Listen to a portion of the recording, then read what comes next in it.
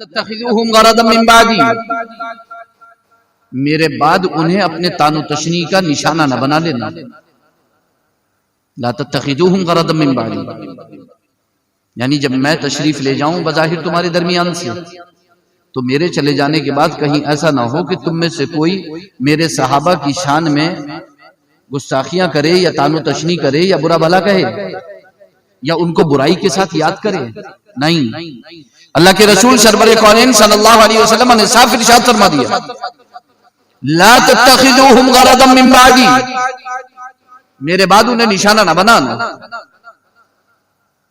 فمن احبهم فبحبی احبهم، جس نے میرے صحابہ سے محبت کی تو اس لیے محبت کی کہ وہ مجھ سے محبت کرتا ہے. بالکل واضح، یعنی جو رسول اللہ صلی اللہ علیہ وسلم سے محبت کرے گا وہی صحابہ سے محبت کرے گا. فمن احبهم فبحبی احبهم ومن ابغضهم فببغضی ابغضهم، اور جس نے میرے صحابہ سے بغض و عناد اور دشمنی رکھی، عداوت و نفرت رکھی، تو اس لیے بغض و عداوت اور نفرت رکھی کیونکہ وہ مجھ سے بغض و عداوت عناد اور نفرت رکھتا ہے. بالکل واضح ایک دم. یعنی اللہ کے رسول سرور کونین صلی اللہ علیہ وسلم نے صاف ارشاد فرما دیا کہ جو مجھ سے محبت رکھے گا وہ میرے صحابہ سے محبت رکھے گا، جو مجھ سے دشمنی رکھے گا وہی میرے صحابہ سے دشمنی رکھے گا. اور ارشاد فرمایا کہ جس نے میرے صحابہ کو اذیت پہنچائی، جس نے میرے صحابہ کو اذیت پہنچائی اس نے مجھے اذیت و تکلیف پہنچائی. ومن آذانی فقد آذى اللہ، اور جس نے مجھے اذیت و تکلیف پہنچائی اس نے اللہ کو تکلیف پہنچائی، ایذا پہنچائی. اور جس نے اللہ کو ایذا پہنچائی فیوشک ان یاخذہ، تو اللہ تعالیٰ اسے وبال میں گرفتار فرمائے گا. قریب ہے کہ اللہ تعالیٰ اس کی پکڑ فرما لے. بالکل واضح طور پر ارشاد فرما دیا. تو اللہ کے رسول سرور کونین صلی اللہ علیہ وسلم نے تشریف لے جانے کے بعد جو کچھ پیش آنے والا تھا اللہ کے رسول سرور کونین صلی اللہ علیہ وسلم نے اسے پہلے ارشاد فرما دیا. اللہ کے رسول جانتے تھے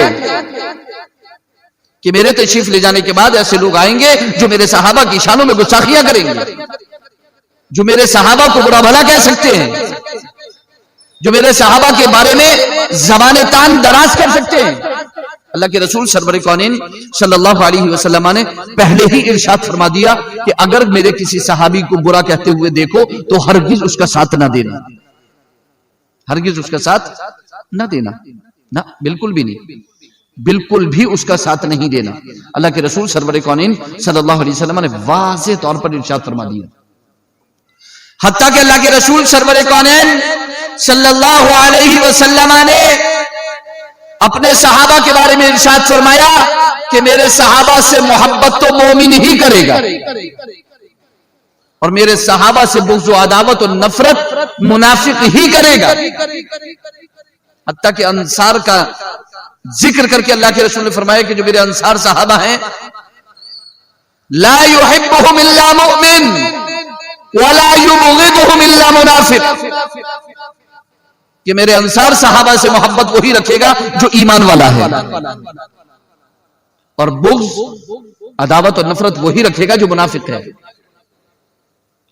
سیدنا مولا علی کرم اللہ تعالی وجہ کریم کے بارے میں صاف ارشاد فرما دیا کہ علی سے محبت وہی رکھے گا جو مومن ہوگا، اور علی سے بغض و عداوت وہی رکھے گا جو منافق ہوگا.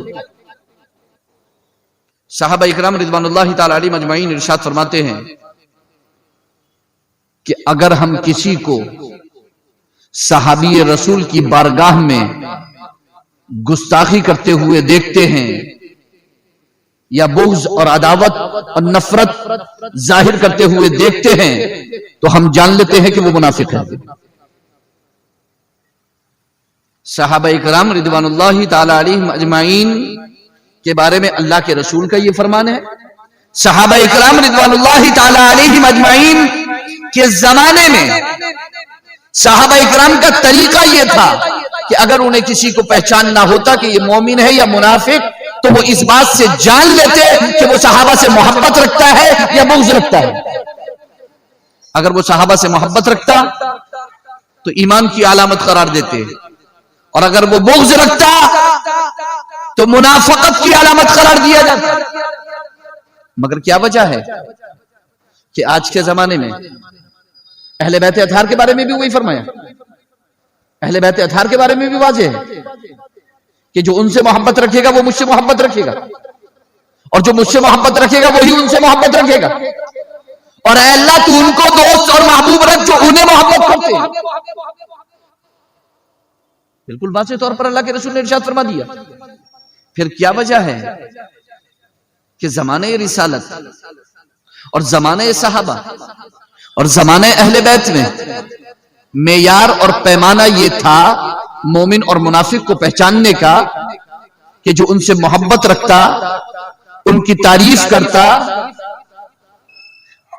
ان کی تعظیم کرتا, ان کی توقیر کرتا, ان کی بڑائی بیان کرتا, وہ مومن. اور جو صحابہ اور اہل بیت میں سے کسی سے بغض و عداوت و نفرت رکھتا اسے سرٹیفکیٹ دے دیا جاتا کہ یہ منافق. مگر آج معیار بدل گیا.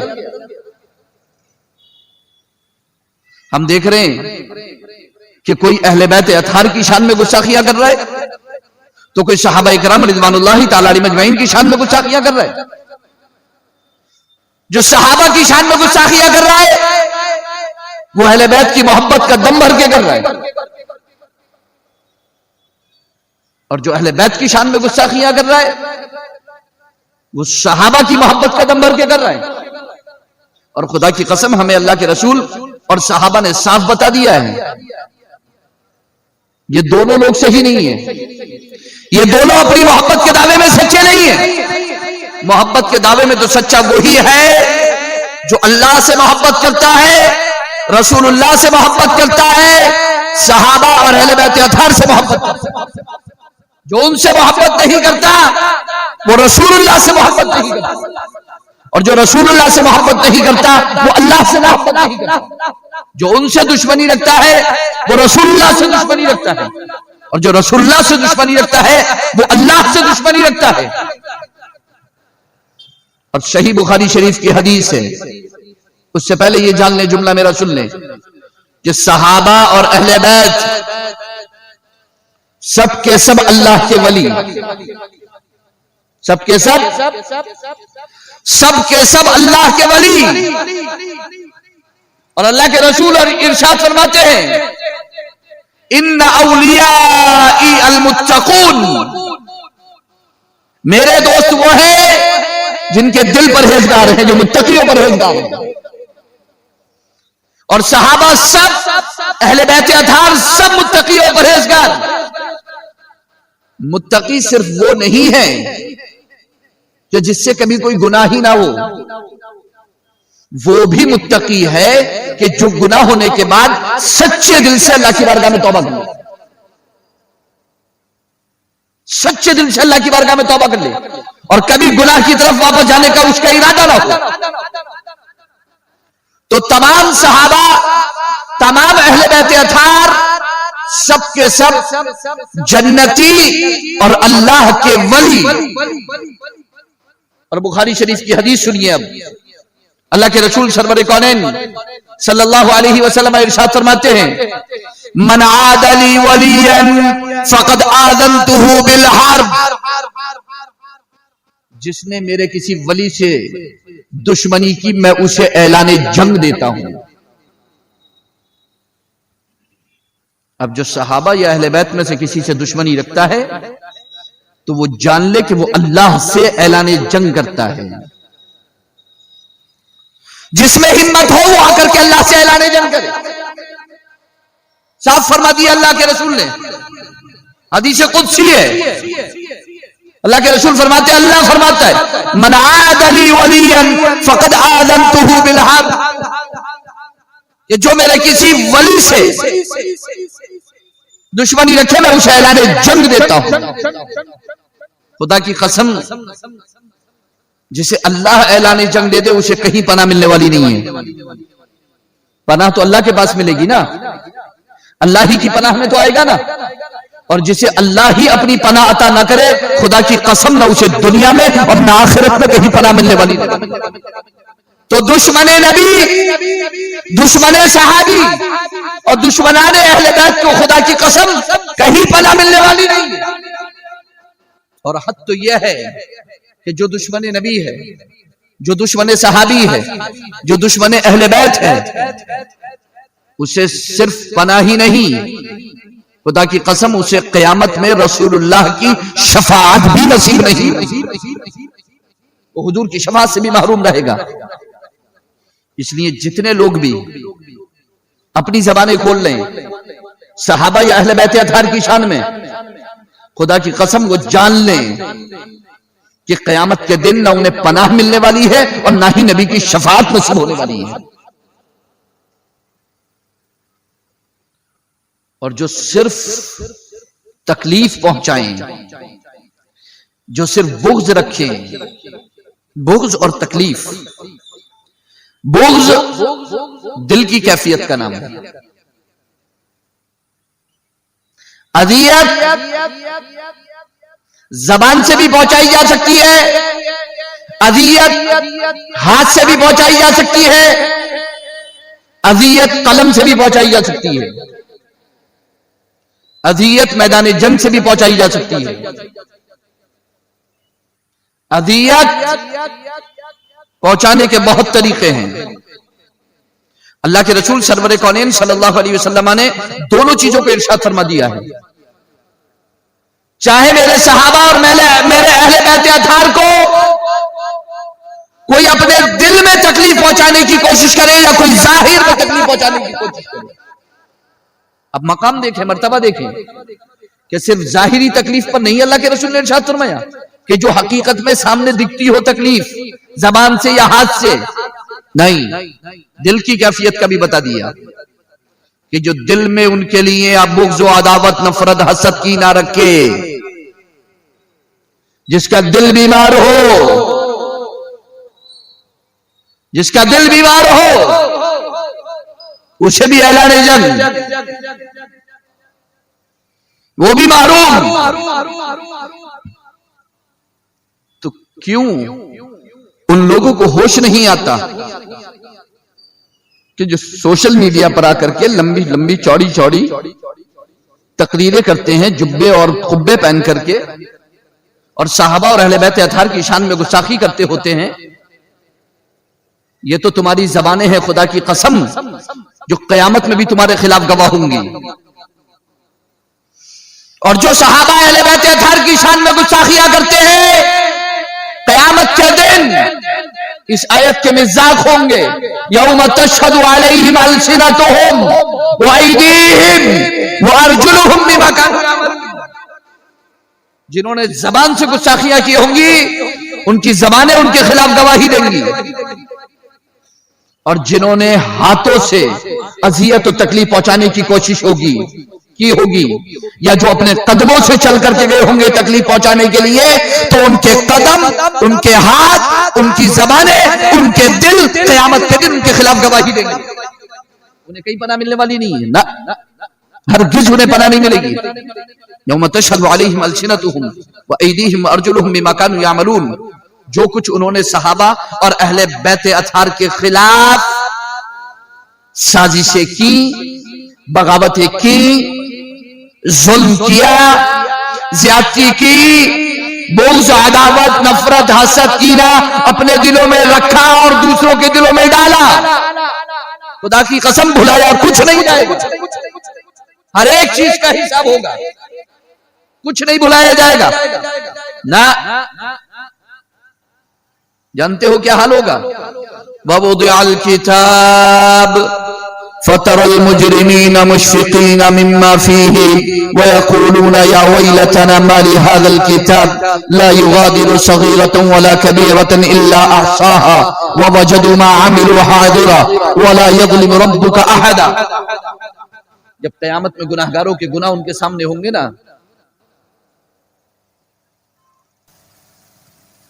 जब उनका नामा अमाल सामने रखा जाएगा, सारे गुनाहगार होंगे उसमें, सारे मुजरिम होंगे, बचेगा कोई नहीं। सारे मुजरिमों के जब नामा अमाल सामने रखे जाएंगे, कुरान फरमाता है ववुदिअल किताब, जब किताब सामने रखी जाएगी, ववुदिअल किताब। यहां पर एक बात बता दूं, मैं बहुत गौर से आपको उसको समझना है, मुझे अभी जहन पे आ गई। हमारे मदरसे में एक मर्तबा एक मीडिया का एक आदमी, एक बंदा आया था और उनके साथ एक अधिकारी भी था। वो आए थे, बस मुलाकात के लिए आए थे। इत्तेफाक की बात यह है कि मेरे वालिद माजिद अली रहमत रिजवान से मुलाकात से पहले उनकी मुलाकात मदरसे के दरवाजे पर मदरसे में पढ़ने वाले एक छोटे बच्चे से हो गई। बच्चे की उम्र थी तकरीबन 10-11 साल की, छोटा बच्चा था। उससे मुलाकात हो गई। जब मुलाकात हुई तो उन्होंने पूछा कि तुम्हारा नाम क्या है? तो बच्चे ने अपने नाम बताया। फिर उन्होंने बच्चे से पूछा कि क्या पढ़ते हो? उन्होंने कहा कि कुरान पढ़ते हैं। क्या पढ़ाया जाता है तुम्हें? कि कुरान पढ़ाया जाता है और दीन पढ़ाया जाता है और अच्छी अच्छी बातें पढ़ाई जाती हैं। तो उसने कहा कि जो बातें तुम्हें पढ़ाई जाती हैं उसमें जो सबसे अच्छी बात तुमको लगती है वो बताओ, हमें क्या पढ़ाया जाता है? कौन सी अच्छी बात तुम्हें लगती है? कौन सी अच्छी बात तुम्हें पढ़ाई जाती है? इत्तिफाक वो गैर मुस्लिम सवाल करने वाला बंदा गैर मुस्लिम, सवाल करने वाला बंदा गैर मुस्लिम। इत्तिफाक की बात अल्लाह ने उस बच्चे के दिल में डाला। उसने कहा कि हमें यह पढ़ाया जाता है कि हमारे कांधों पर 2 फरिश्ते बैठे हैं, एक दाएं कांधे पर, एक बाएं कांधे पर। तो उसने कहा कि वो क्यों बैठे हैं, किस लिए बैठे हैं, क्या काम है उनका? तो बच्चे ने जवाब दिया वो इसलिए बैठे हैं कि हम जो अच्छा काम करते हैं जिंदगी में तो हमारे दाएं कांधे का फरिश्ता उसे लिखता रहता है, और जो हम गलत काम करते हैं तो बाएं कांधे का फरिश्ता उसे लिखता रहता है। उसने कहा फिर क्या होगा? बच्चे ने कहा कि कयामत में ये नामा आमाल हमारे सामने पेश कर दिया जाएगा। जब हम अल्लाह की बारगाह में हाजिर होंगे तो दाएं कांधे का फरिश्ता भी जो अपना लिखा हुआ नविश्ता है वो पेश कर देगा, वो बाएं कांधे का जो फरिश्ता है वो भी अपना नविश्ता पेश कर देगा कि इन्होंने ये किया था। उसने कहा फिर क्या होगा? उन्होंने कहा कि जिनकी नेकियां ज्यादा होंगी, जिनकी अच्छाइयां ज्यादा होंगी, अल्लाह ताला उनको जन्नत अता फरमाएगा, और जिनकी बुराइयां ज्यादा होंगी अल्लाह ताला उनका हिसाब किताब सख्त पकड़ फरमाएगा। जो नेक होंगे वो जन्नत में जाएंगे और जो बद होंगे वो जहन्नम में जाएंगे। उसने ये बात सुन तो ली। सुनने के बाद जब वो मुलाकात के लिए आया अंदर तो उसने एक जुमला कहा। उसने कहा कि जब इन छोटे बच्चों को, जिन बच्चों को बचपन में ये बात बताई जाती है कि तुम अगर सही करोगे तो दाएं कांधे पर फरिश्ता बैठा है वो लिखेगा, गलत करोगे तो बाएं कांधे पर फरिश्ता बैठा है वो लिखेगा, खुदा की कसम जिन बच्चों को बचपन में ये तालीम दी जाती है क्या वो बड़े होकर के जालिम और जाबिर बन सकते हैं, मुजरिम गुनहगार बन सकते हैं?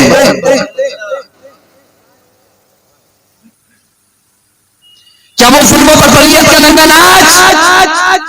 नहीं, हर किसी ने। उसने कहा कि जिन बच्चों को बचपन में ये सिखाया जाता हो, वो कौम के जिसके बच्चों को ये पता हो कि हम अच्छा करेंगे तो भी लिखा जाएगा, गलत करेंगे तो भी लिखा जाएगा। और जिस कौम का ये दीन हो, जिस कौम की ये तालीम हो, उसमें फिर आखिर कैसे कोई इस तरह का इंसान पैदा हो सकता है जिसे फुला नाम दे दिया जाए, फुला नाम दे दिया जाए, फुला नाम दे दिया जाए। तो मैं और आप सब जानते हैं, हम सबको मालूम है कि दाएं कांधे पर फरिश्ता है और बाएं कांधे पर भी फरिश्ता है। ये भी लिखता है, ये भी लिखता है। तो क्या जरूरी नहीं है कि हम उस दिन के लिए तैयार हो जाएं जिस दिन किताब हमारे सामने रखी जाएगी? कुरान कहता है ववुदिअल किताब फतरल मुजरिमीन मुश्फिकीन मिम्मा फीह اے محبوب جس دن کتاب سامنے رکھی جائے گی آپ دیکھیں گے مجرموں کو خوف کھاتے ہوں گے، اپنی کتاب کو دیکھ کر، اپنے نامہ اعمال کو دیکھ کر کے خوف کھائیں گے، تھرائیں گے، کانپیں گے. مشفقین مما فی، جو کچھ اس نامہ اعمال میں لکھا ہوگا اس کو دیکھ کر کے خوف کھاتے ہوں گے. وَيَقُولُونَ، ارے حبیب وہ کہتے ہوں گے، مجرم کہتے ہوں گے، گناہگار کہتے ہوں گے، یا ویلتنا ما لهذا الكتاب، ہے ہلاکت کیا ہے اس کتاب کا عالم، لا یغادر صغیرۃ ولا کبیرۃ الا احصاها، نہ کوئی چھوٹا چھوڑا ہے گناہ، نہ کوئی بڑا چھوڑا ہے، سبھی لکھ ڈالا ہے. ووجدوا ما عملوا حاضرا، اور جو کچھ کیا ہوگا، جو کچھ کہا ہوگا، جو کچھ کیا ہوگا، سب نامہ اعمال میں سب اپنے سامنے پائیں گے.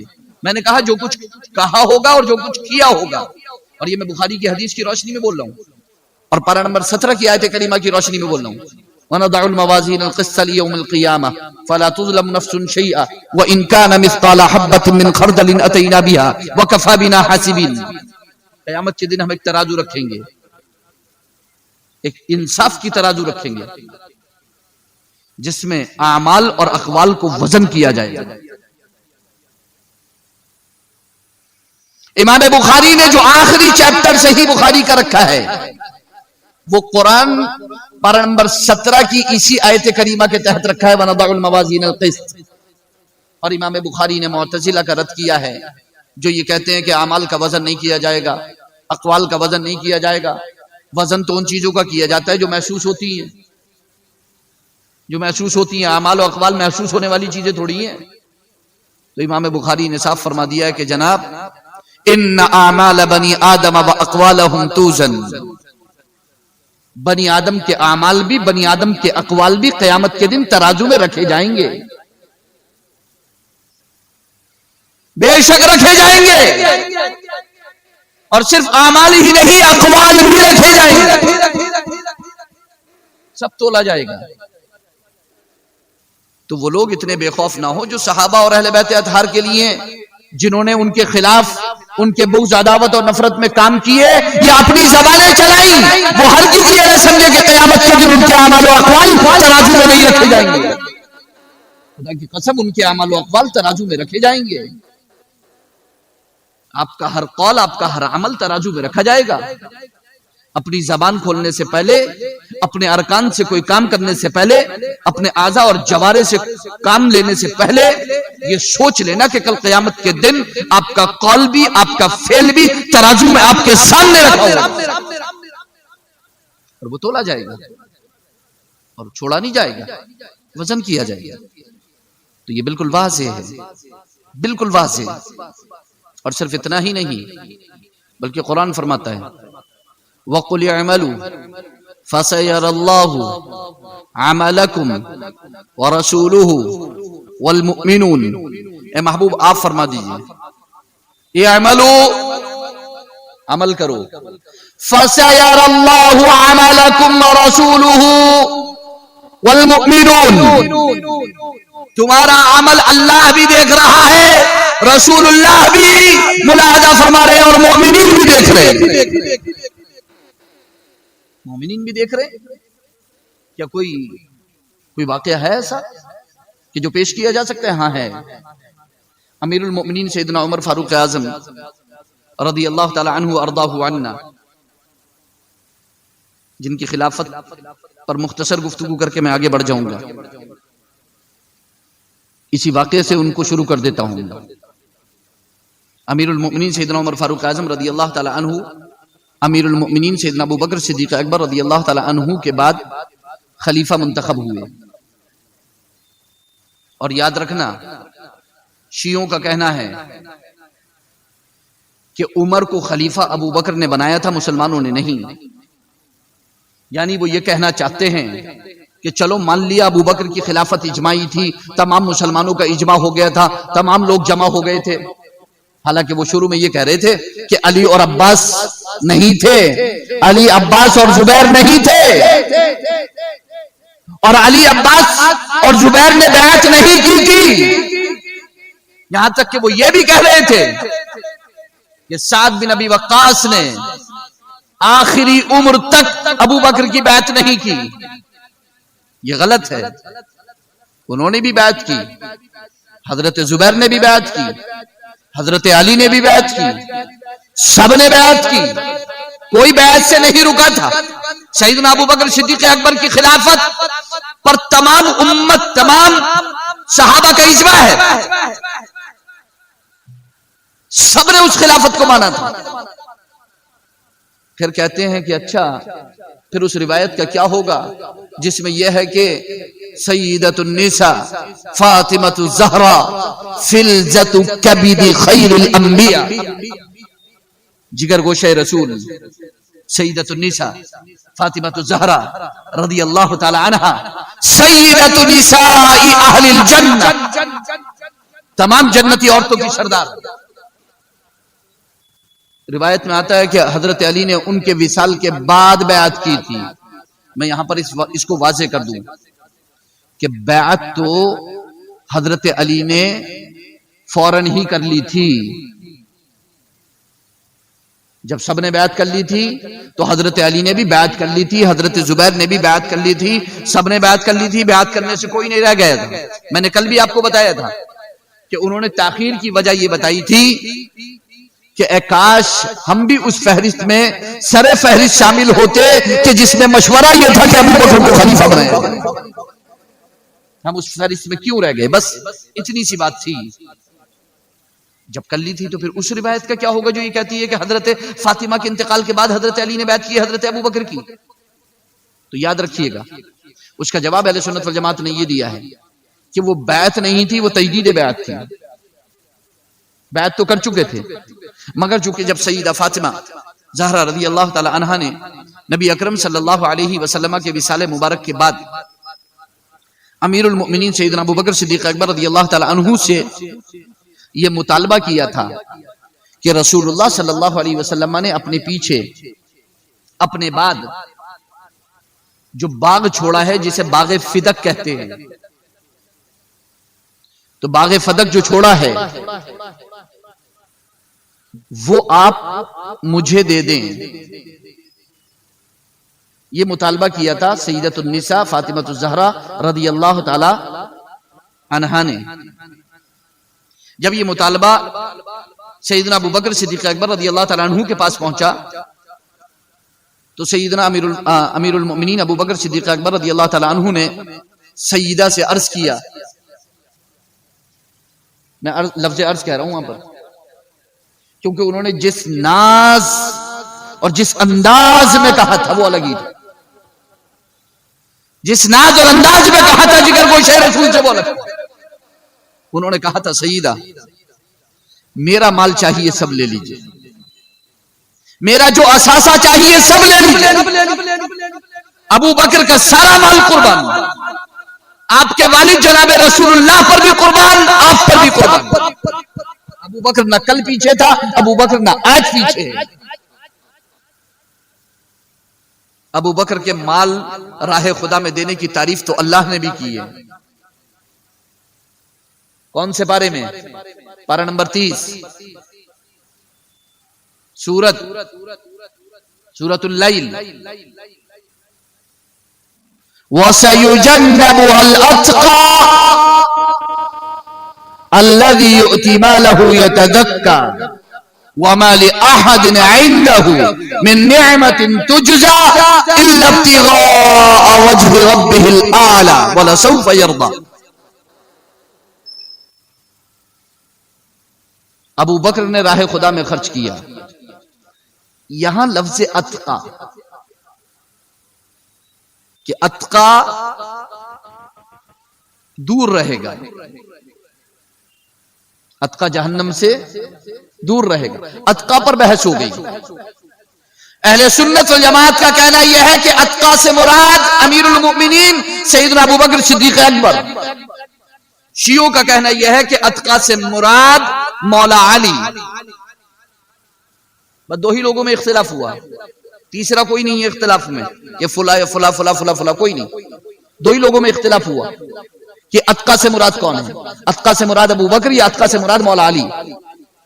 اہل سنت والجماعت کا کہنا یہ ہے کہ اتقا سے مراد ابو بکر صدیق، شیعوں کا کہنا یہ ہے کہ اتقا سے مراد مولا علی۔ اہل سنت والجماعت کا جواب ان کو یہ ہے کہ تمام اہل سنت والجماعت کے مفسرین کا تو اتفاق اور اجماع ہے ہی کہ ابو بکر مراد ہیں، لیکن اس کی وجہ بھی بیان کی ہے۔ وجہ اس کی یہ ہے کہ جس زمانے میں ابو بکر رسول اللہ کی خدمت میں اپنا مال پیش کیا کرتے تھے، اس زمانے میں مولا علی کی کفالت خود رسول اللہ کیا کرتے تھے۔ مال تو ابو بکر کے پاس تھا، مولا علی تو خود رسول اللہ صلی اللہ علیہ وسلم کی کفالت میں تھے۔ مولا علی کی کفالت تو خود رسول اللہ صلی اللہ علیہ وسلم کیا کرتے تھے۔ وہ تو بچپن سے ہے نا، خدا کی قسم مولا علی کا تو بچپن تو معلوم ہے نا، مولا علی کا بچپن۔ مولا علی نے کبھی بھی کسی بت کی عبادت نہیں کی ہے، پوجا نہیں کی ہے، ابو بکر نے بھی نہیں کی ہے، سمجھ رہے ہیں؟ ہاں، تو مولا علی نے کسی کی نہیں کی ہے، بچپن سے ہیں وہ رسول اللہ کی خدمت میں، بچپن سے رسول اللہ کی خدمت میں ہے۔ حتیٰ کہ روایت تو یہ بھی ہے کہ آئے تو بھی گود مصطفیٰ میں، رسول اللہ کی گود میں، آنکھیں بھی کھلی تو رسول اللہ پر، بچپن بھی گزرا تو رسول اللہ کے پاس، جوان بھی ہوئے تو رسول اللہ کے پاس، تو رسول اللہ کے پاس مولا علی کرم اللہ تعالی وجل کریم۔ تو یہاں پر جو فرمایا گیا الذی یؤتی مالہ یتزکا، جو اپنا مال دیتا ہے، جو اپنا مال دیتا ہے، تو مال تو ابو بکر دیتے تھے، علی نہیں دیتے تھے۔ اور مال دینے کی ایک روایت بھی موجود ہے کہ ایک موقع پر اللہ کے رسول نے فرمایا کہ جو جس کے پاس ہے وہ لے کر کے آ جاؤ، تو مال لانے کے لیے کہا۔ تو اس دن امیر المؤمنین سیدنا ابو عمر فاروق اعظم رضی اللہ تعالیٰ عنہ نے سوچا آج تو ابو بکر پہ میں سبقت لے جاؤں گا، آج تو میں نمبر لے جاؤں گا ابو بکر پر۔ کیوں؟ جتنا مال میرے پاس ہے ابو بکر کے پاس تو نہیں ہے اتنا مال ابو بکر کے پاس، جتنا مال میرے پاس ہے اتنا ابو بکر کے پاس نہیں ہے۔ وہ اللہ نہ کرے، خدا نہ کرے، حضرت ابو بکر کو نیچا نہیں دکھانا چاہتے تھے، نہ معاذ اللہ رب العالمین، دل بہت صاف تھے ان کے، مگر یہ تھا کہ آج عمر اتنا پیش کر دے گا کہ کوئی پیش نہیں کر سکے گا۔ حضرت ابو بکر بھی پہنچ گئے مال لے کر کے، حضرت عمر بھی پہنچ گئے مال لے کر کے، پیش کر دیا حضرت ابو بکر صدیق اکبر رضی اللہ تعالیٰ عنہ نے۔ اللہ کے رسول سرور کونین صلی اللہ علیہ وسلم نے ارشاد فرمایا کہ گھر پہ کیا چھوڑا؟ حضرت عمر بھی لائے، حضرت عمر نے اپنا مال چھوڑا، اللہ کے رسول کے پاس رکھا۔ حضرت عمر سے پوچھا کہ گھر پہ کیا چھوڑ کے آئے؟ عرض کیا اللہ کے رسول آدھا لے آیا، آدھا چھوڑ دیا۔ اب وہ آدھا بھی ابو بکر کے مقابلے میں بہت دکھ رہا، وہ آدھا ہی بہت تھا حضرت ابو بکر کے مال کے مقابلے میں۔ تو حضرت عمر فاروق اعظم نے جواب دیا یا رسول اللہ آدھا لے آیا، آدھا چھوڑ آیا۔ اللہ کے رسول نے ابو بکر سے فرمایا ابو بکر تم کیا چھوڑ کر آئے؟ عرض کیا اللہ کے رسول نام خدا نام مصطفیٰ، نام خدا نام مصطفیٰ، نام خدا نام مصطفیٰ۔ عمر نے جان لیا خدا کی قسم ابو بکر سے سبقت کوئی نہیں لی جا سکتا۔ اللہ کے رسول نے بھی فرمایا تم دونوں میں فرق یہی ہے۔ اور حضرت ابو بکر کے اگر مال خرچ کرنے کی بات کہو خدا کی قسم تو وہ زمانہ یاد کرو کہ جب مکے کی سرزمین پر صحابہ پر ظلم ہوتا تھا، جب بلال کو ریت پہ لٹایا جاتا تھا، جب عمار اور یاسر کو تکلیفیں دی جاتی تھی، جب سمیہ کو باندھ کر کے پیٹا جاتا تھا گرم ریت پر، وہ وقت یاد کرو آپ۔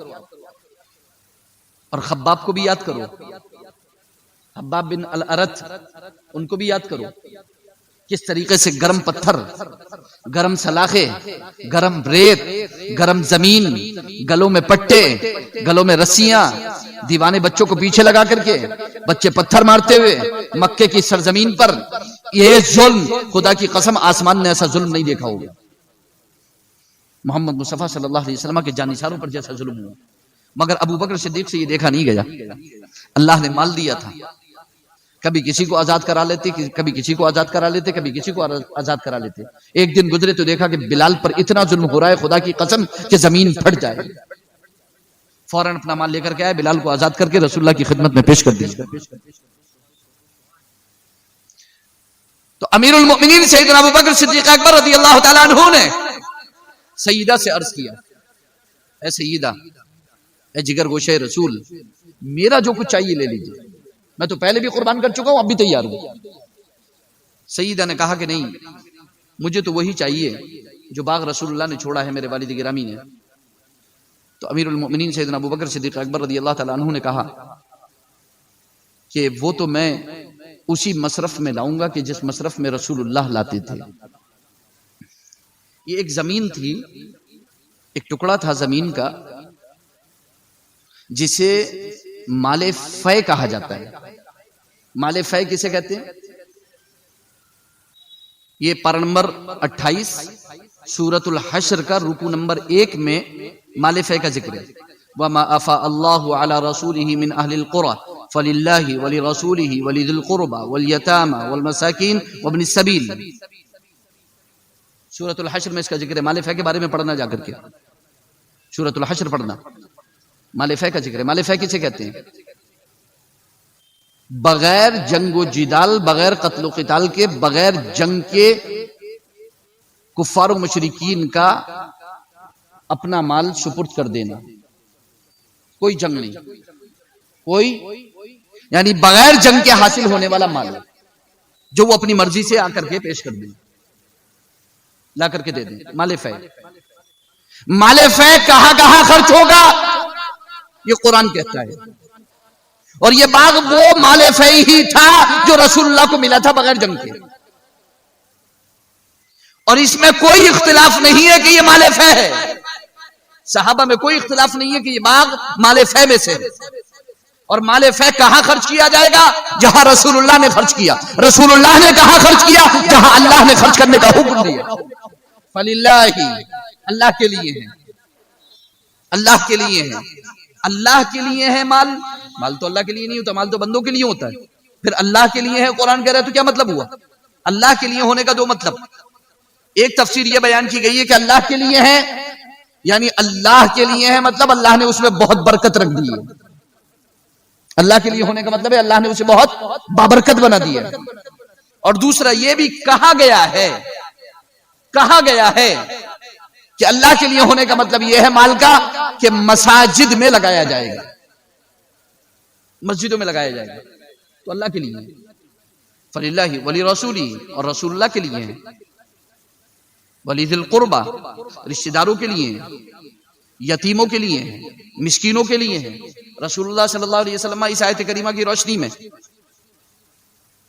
اپنے رشتہ داروں کے لیے، اپنے رشتہ داروں کے لیے، اور رسول اللہ صلی اللہ علیہ وسلم سفرا کے لیے، جو سفیر آتے تھے باہر سے ان کے لیے، جو مہمان ہوتے تھے ان کے لیے، اور اللہ کے رسول سرور کونین صلی اللہ علیہ وسلم کی جو ایک درسگاہ تھی، چھوٹی تھی، ایک مدرسہ تھا جسے صفہ کہتے ہیں، ایک چبوترا تھا، اس میں کم سے کم 70 صحابہ غریب، نادار، فقیر، مسکین وہ وہاں پر پڑھتے تھے۔ رسول اللہ ان کا خرچ بھی اسی سے چلاتے تھے، اور کچھ بہت مختصر سا اپنی اولاد پر بھی خرچ کرتے تھے۔ اللہ کے رسول بہت مختصر تھا، مگر وہ کفایت نہیں کرتا تھا حضرت فاطمہ وغیرہ کو کسی، تو اللہ کے رسول اس مال کو یعنی باغ فدق جو تھا اس کا جو بھی پیسہ آتا تھا اس کو اتنی جگہ پر خرچ کرتے تھے۔ حضرت ابوبکر صدیق اکبر رضی اللہ تعالیٰ عنہ نے صرف اتنا ارشاد فرمایا کہ جو رسول اللہ نے کیا وہی میں کروں گا، سیدہ آپ اس کا مطالبہ نہ کریں۔ تو بخاری شریف کی حدیث ہے، راویہ ام المؤمنین سیدتنا عائشہ عفیفہ صدیقہ رضی اللہ تعالی عنہا ہیں، راوی کا بیان ہے فغضبت فاطمہ، تو حضرت فاطمہ ناراض ہو گئی، حضرت فاطمہ ناراض ہو گئی۔ اور روایت میں یہ بھی آتا ہے کہ پھر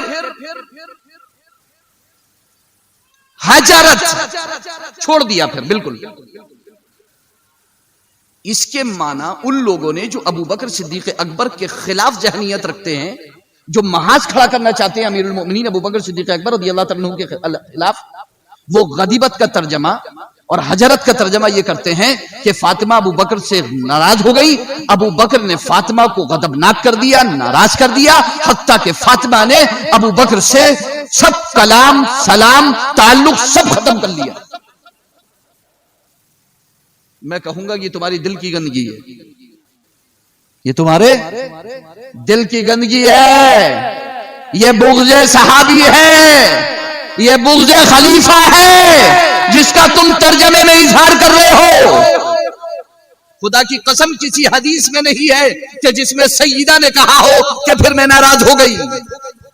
یہ تو راوی کو جو لگا وہ اس نے اپنا اوپینین دیا، اپنی رائے رکھی کہ وہ ناراض ہو گئی۔ سیدہ نے نہیں کہا کہ میں ناراض ہو گئی، علی نے نہیں کہا کہ سیدہ ناراض ہو گئی، حسن و حسین نے نہیں کہا کہ سیدہ ناراض ہو گئی، ابو بکر نے غضبناک کر دیا۔ انہوں نے غضبناک ہونے کا الزام کیوں لگایا کہ ابو بکر نے غضبناک کر دیا؟ کیونکہ ایک حدیث ہے سیدہ کی فضیلت میں کہ جو سیدہ کو غضبناک کرے گا وہ رسول اللہ کو غضبناک کرے گا، وہ اللہ کو غضبناک کرے گا۔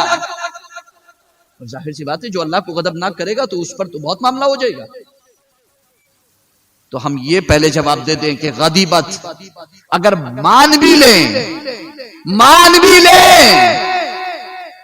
کہ یہاں پر غضبت فاطمہ رضی اللہ تعالیٰ عنہا کے بارے میں ہے کہ وہ فرماتی ہے کہ وہ ناراض ہو گئی، مان بھی لیں تو رسول اللہ نے جس حدیث میں فرمایا فمن ابغضھا،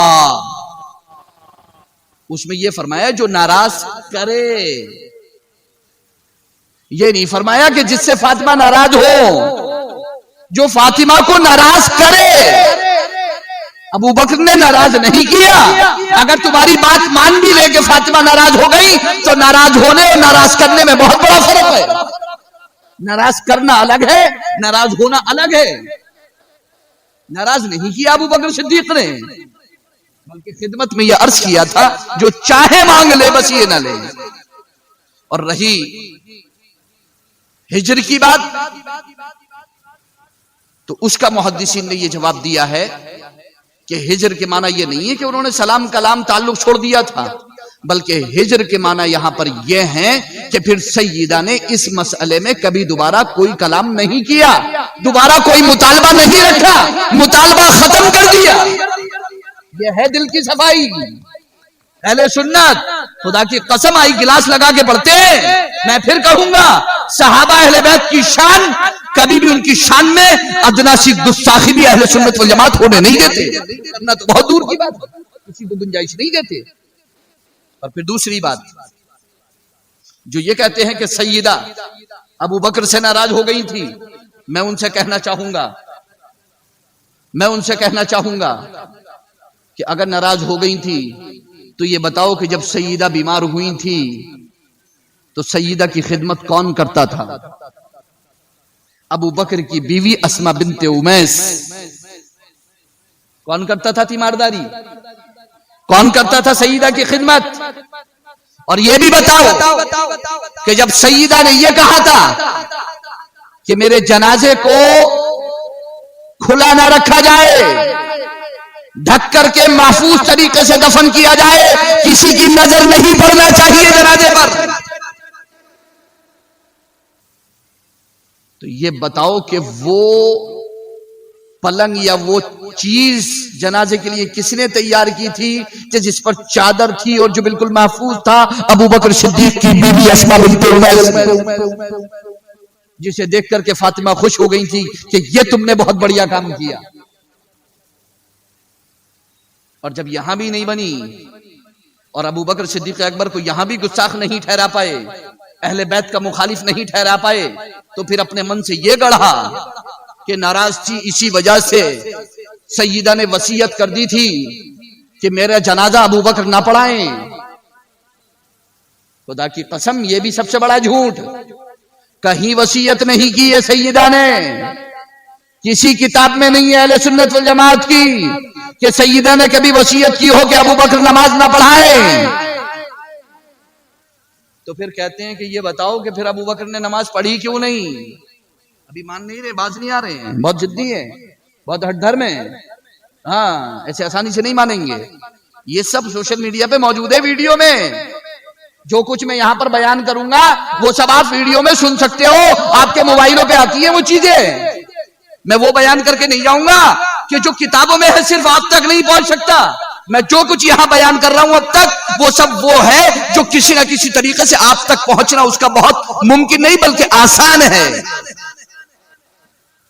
اور زندگی میں آپ کو کہیں نہ کہیں مل جائے گا وہ, آج کل پرسوں سال بھر کے اندر وہ چیزیں سامنے آ جائیں گی, اور جب آئیں گی تو انشاءاللہ میری گفتگو آپ کو یاد آئے گی اور سارے جواب آپ کے دل میں ہوں گے انشاءاللہ. اللہ محفوظ فرمائے گا آپ کے دل میں انشاءاللہ.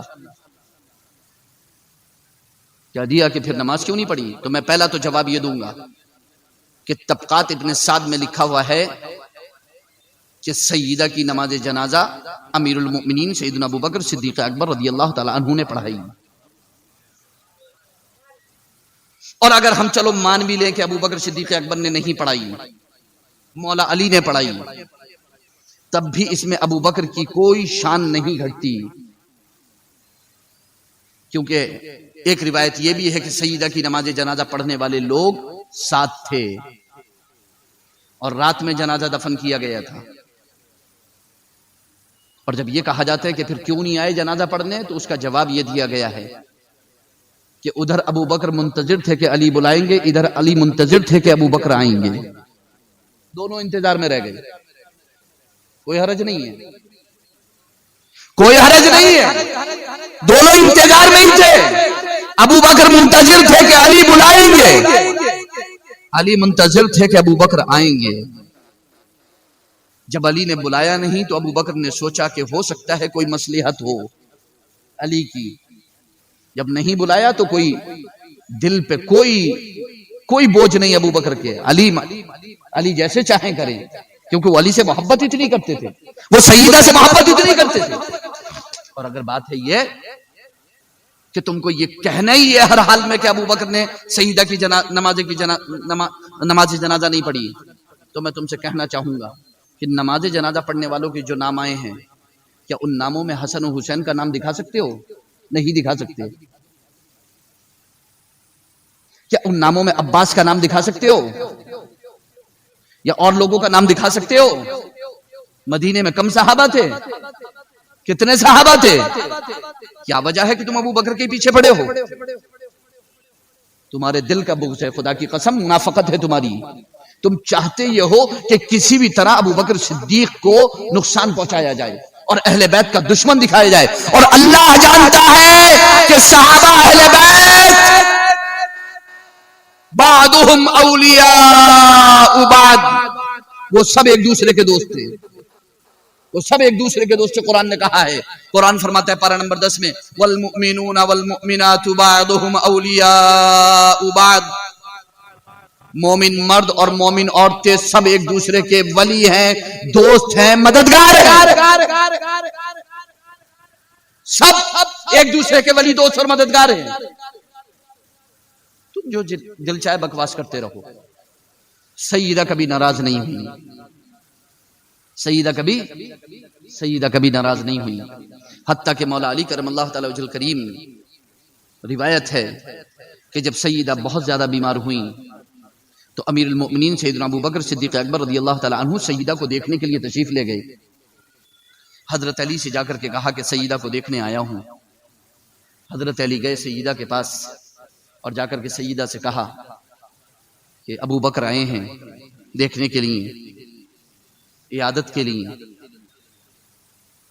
تو سیدہ نے کہا اتحب, کیا آپ کو پسند ہے,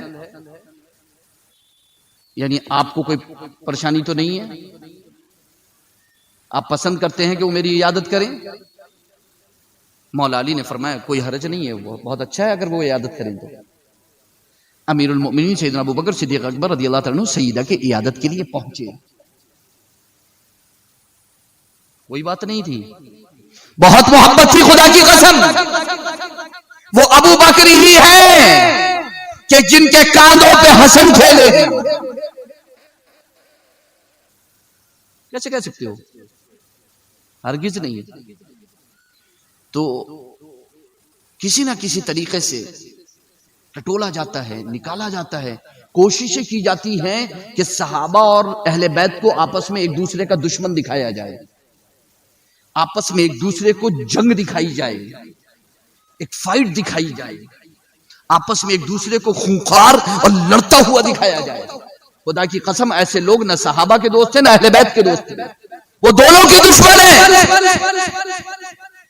دونوں کے دوست نہیں ہو سکتے، کیونکہ صحابہ اور اہل بیت کے دوست تو رسول اللہ ہیں، جنہوں نے صاف فرما دیا ہے کہ ان سے دشمنی وہی رکھے گا جو اللہ اور اس کے رسول کا دشمن ہے، ان سے دشمنی وہی رکھے گا جو منافق ہے، ان سے بغض و عداوت و نفرت وہی رکھے گا جو منافق ہے، جو رسول اللہ کا دشمن ہے، جو رسول اللہ سے بغض و عداوت و نفرت رکھتا ہے۔ غرض یہ کہ امیر المؤمنین سیدنا ابوبکر صدیق اکبر رضی اللہ تعالی عنہ و ارضاہ عنا نے بہت پاس رکھا، بہت لحاظ رکھا، بہت خیال رکھا، کبھی بھی خدا کی قسم کوئی تکلیف نہیں ہونے دی اور بہت محبت کی۔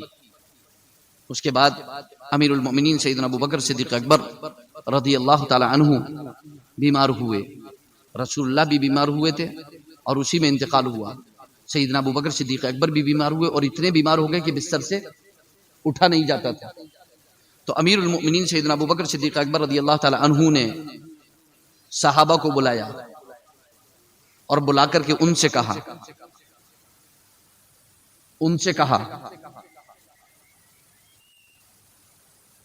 امیروا علیکم من تحبون، اپنا امیر چن لو جسے تم پسند کرو۔ جسے ابوبکر صدیق اکبر نے کیا فرمایا؟ جسے تم پسند کرتے ہو اسے اپنا امیر بنا لو، جاؤ جا کر کے اتفاق کر کے پھر میرے پاس آئے۔ صحابہ باہر نکلے، مولا علی بھی ہیں، عثمان غنی بھی ہیں، عبد الرحمن بن عوف بھی ہیں، عمر بن خطاب بھی ہیں، اور لوگ بھی ہیں، اور لوگ بھی ہیں، اور لوگ بھی ہیں، اور لوگ بھی ہیں۔ جیسے باہر نکلے حضرت عمر تو چلے گئے گھر کو، کیونکہ انہیں کہیں نہ کہیں لگ رہا تھا کہ یہ لوگ میرے اوپر کہیں ایسا نہیں کہ مجھے بنا دے، اس لیے وہ نکل گئے وہاں سے۔ کیونکہ خلفائے راشدین میں سے ہر ایک بچنے ہی کی کوشش کرتا تھا، وہ اپنے سے بہتر دوسرے کو جانتا تھا۔ یہ ان کی شان تھی، یہ خلافت میں ان کی شان تھی۔ یہ خلافت کا لالچی دکھا رہے ہیں صحابہ اکرام اور خلفائے راشدین کو۔ خدا کی قسم وہ اتنے پاک دامن تھے کہ وہ چاہتے تھے کہ نہیں مجھ سے بہتر یہ ہیں، یہ آپ کر لو بھائی۔ حضرت عمر نے کہا بھائی آپ لوگ آپس میں کر لو، جس کو پسند کرو بنا لینا، میں گھر جا رہا ہوں، ختم بات، میرا کوئی مسئلہ نہیں، میں تمہارے ساتھ ہوں، جس پہ تم راضی ہو جاؤ گے میں راضی ہوں، ختم بات، فائنل۔ حضرت عمر تو چلے گئے گھر کو۔ انہوں نے سب نے جا کر کے مشورہ کیا اور مشورہ کیا کیا۔ اب دیکھو جو لوگ یہ کہتے ہیں کہ ابو بکر نے عمر کو خلیفہ بنایا تھا، مسلمانوں نے نہیں بنایا تھا، جھوٹ بولتے ہیں۔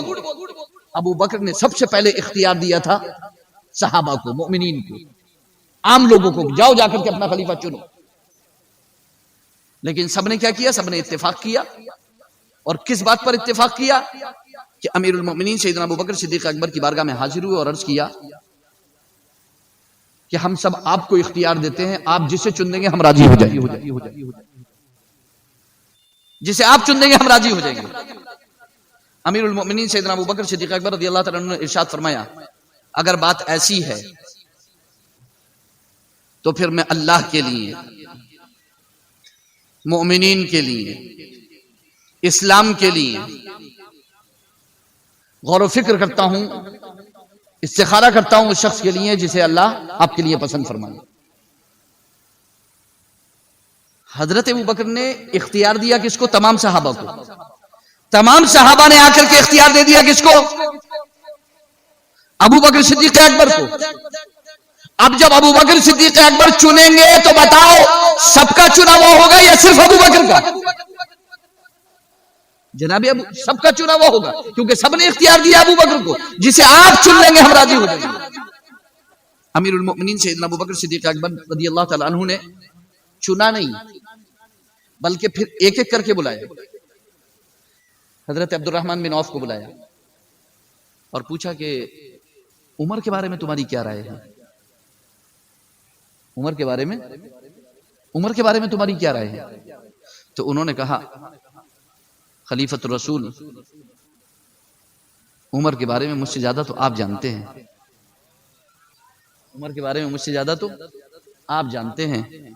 اور پھر ارشاد فرمایا آپ کی نظر میں عمر جتنے بہتر ہے نا، عمر اس سے بھی بہتر ہے۔ کیا فرمایا؟ اے خلیفۃ الرسول، ابو بکر آپ کی نظر میں جتنے بہتر ہے نا، اس سے بھی بہتر ہیں۔ یعنی ہم سب جتنا بہتر عمر کو سمجھتے ہیں، عمر اس سے بھی زیادہ بہتر ہے۔ فرمایا ٹھیک ہے آپ تشریف لے جائیں۔ سیدنا عثمان غنی کو بلایا، حضرت عثمان غنی سے کہا اے عثمان تم کیا کہتے ہو عمر کے بارے میں، تمہارا کیا خیال ہے، تمہارا کیا نظریہ عمر کے بارے میں؟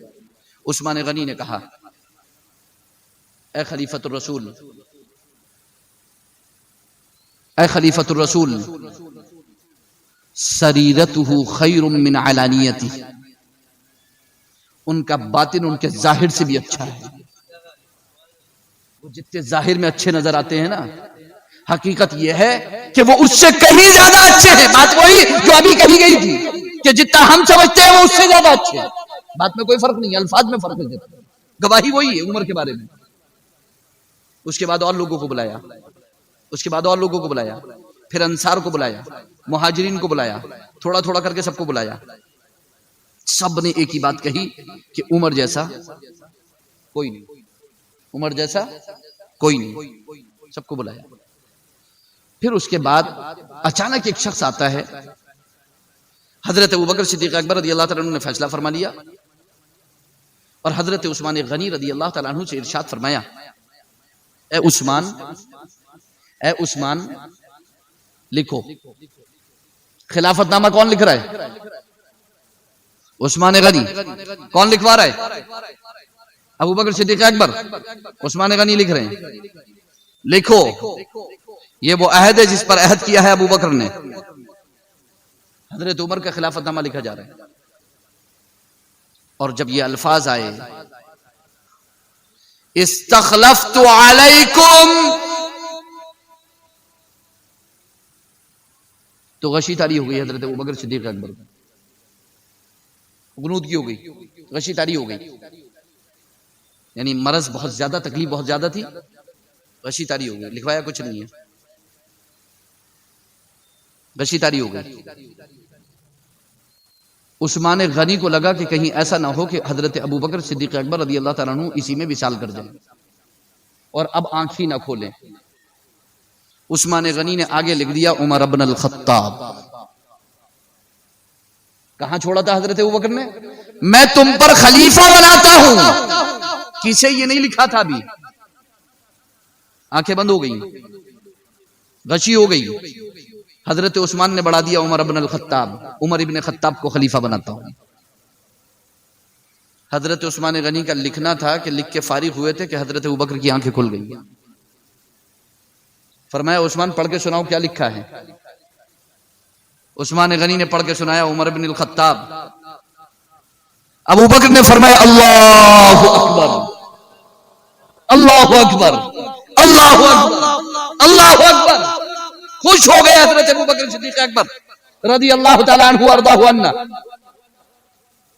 پھر پورا لکھوایا، پھر اس کے بعد پڑھوا کر کے سنوایا۔ ایک شخص دوڑے دوڑے آئے اور آ کر کے کہا اے ابوبکر اللہ سے ڈرو، کل قیامت میں کیا جواب دو گے جب اللہ تم سے پوچھے گا کہ تم نے ایسے غلیظ اور شدید غلظت والے، جو بہت شدت ہے، جو بہت کڑک ہیں، بہت سخت مزاج ہیں، ایسے شخص، ایسے سخت مزاج انسان کو آپ نے ہمارے اوپر خلیفہ بنا دیا، کل اللہ کے سامنے قیامت میں کیا جواب دو گے؟ اگر عمر نے شدت اختیار کی تو عمر کی شدت جانتے ہو، سختی جانتے ہو، رسول اللہ کے زمانے میں بھی، اپنے زمانے میں بھی۔ حضرت ابوبکر صدیق اکبر لیٹے ہوئے تھے، فرمایا اجلسونی، اجلسونی، مجھے اٹھا کے بٹھا لو، مجھے اٹھا کے بٹھا لو۔ اور پھر ارشاد فرمایا اب اللہ تخوفوننی، تو مجھے اللہ سے ڈراتا ہے، تو مجھے اللہ کا خوف دلاتا ہے۔ سن، میں قیامت کے دن اللہ کی بارگاہ میں کہوں گا کہ اے پروردگار عالم، امت مصطفیٰ میں جو سب سے بہتر تھا میں نے اسے اس امت پر خلیفہ بنایا۔ یہ جواب دوں گا میں اللہ کو کہ جو سب سے بہتر تھا اس کو میں نے خلیفہ بنایا، تو مجھے اللہ سے ڈراتا ہے۔ ابو بکر نے کہا خیر هذه الامه عمر بن الخطاب، اس امت میں سب سے بہترین عمر بن الخطاب رضی اللہ تعالی عنہ وارضاہ عنہ۔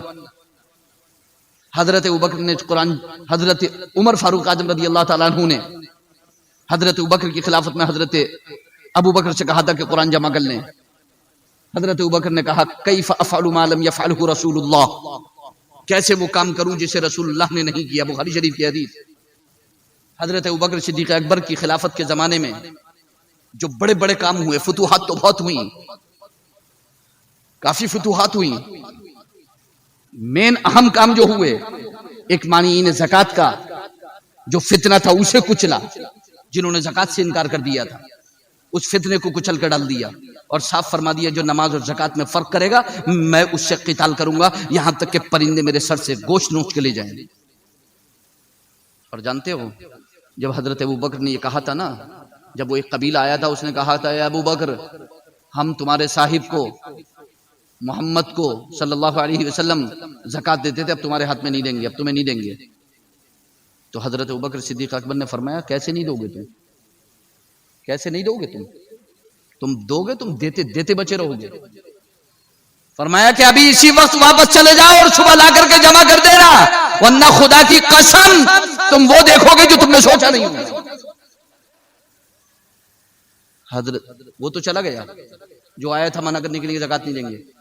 حضرت عمر، حضرت عثمان، عبد الرحمن ابن عوف سب کہہ رہے ہیں، حضرت علی بھی موجود ہیں، سب کہہ رہے ہیں امیر المؤمنین خلیفۃ الرسول، اتنا بڑا جنگجو قبیلہ ہے، رسول اللہ کا انتقال ہوا ہے، نیا نیا مسئلہ ہے، ابھی حضور کا انتقال ہوا ہے، اگر آپ ایسے منع کر دیں گے تو وہ جنگجو قبیلہ ہے، ہمارا ایک فوجی دستہ بھی باہر گیا ہوا ہے، اگر انہوں نے کل ہمارے اوپر چڑھائی کر دی تو ہم کیا کریں گے؟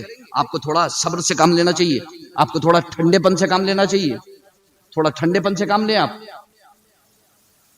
حضرت ابوبکر نحیف جسم، لاغر کمزور جسم، بہت چھریرے بدن کے، ٹھیک ہے، دیکھنے میں، ارشاد فرمایا اجبار فی الجاہلیت خوار فی الاسلام، وہ عمر جو زمانے جاہلیت میں جبار تھا اب بزدلی دکھاتا ہے۔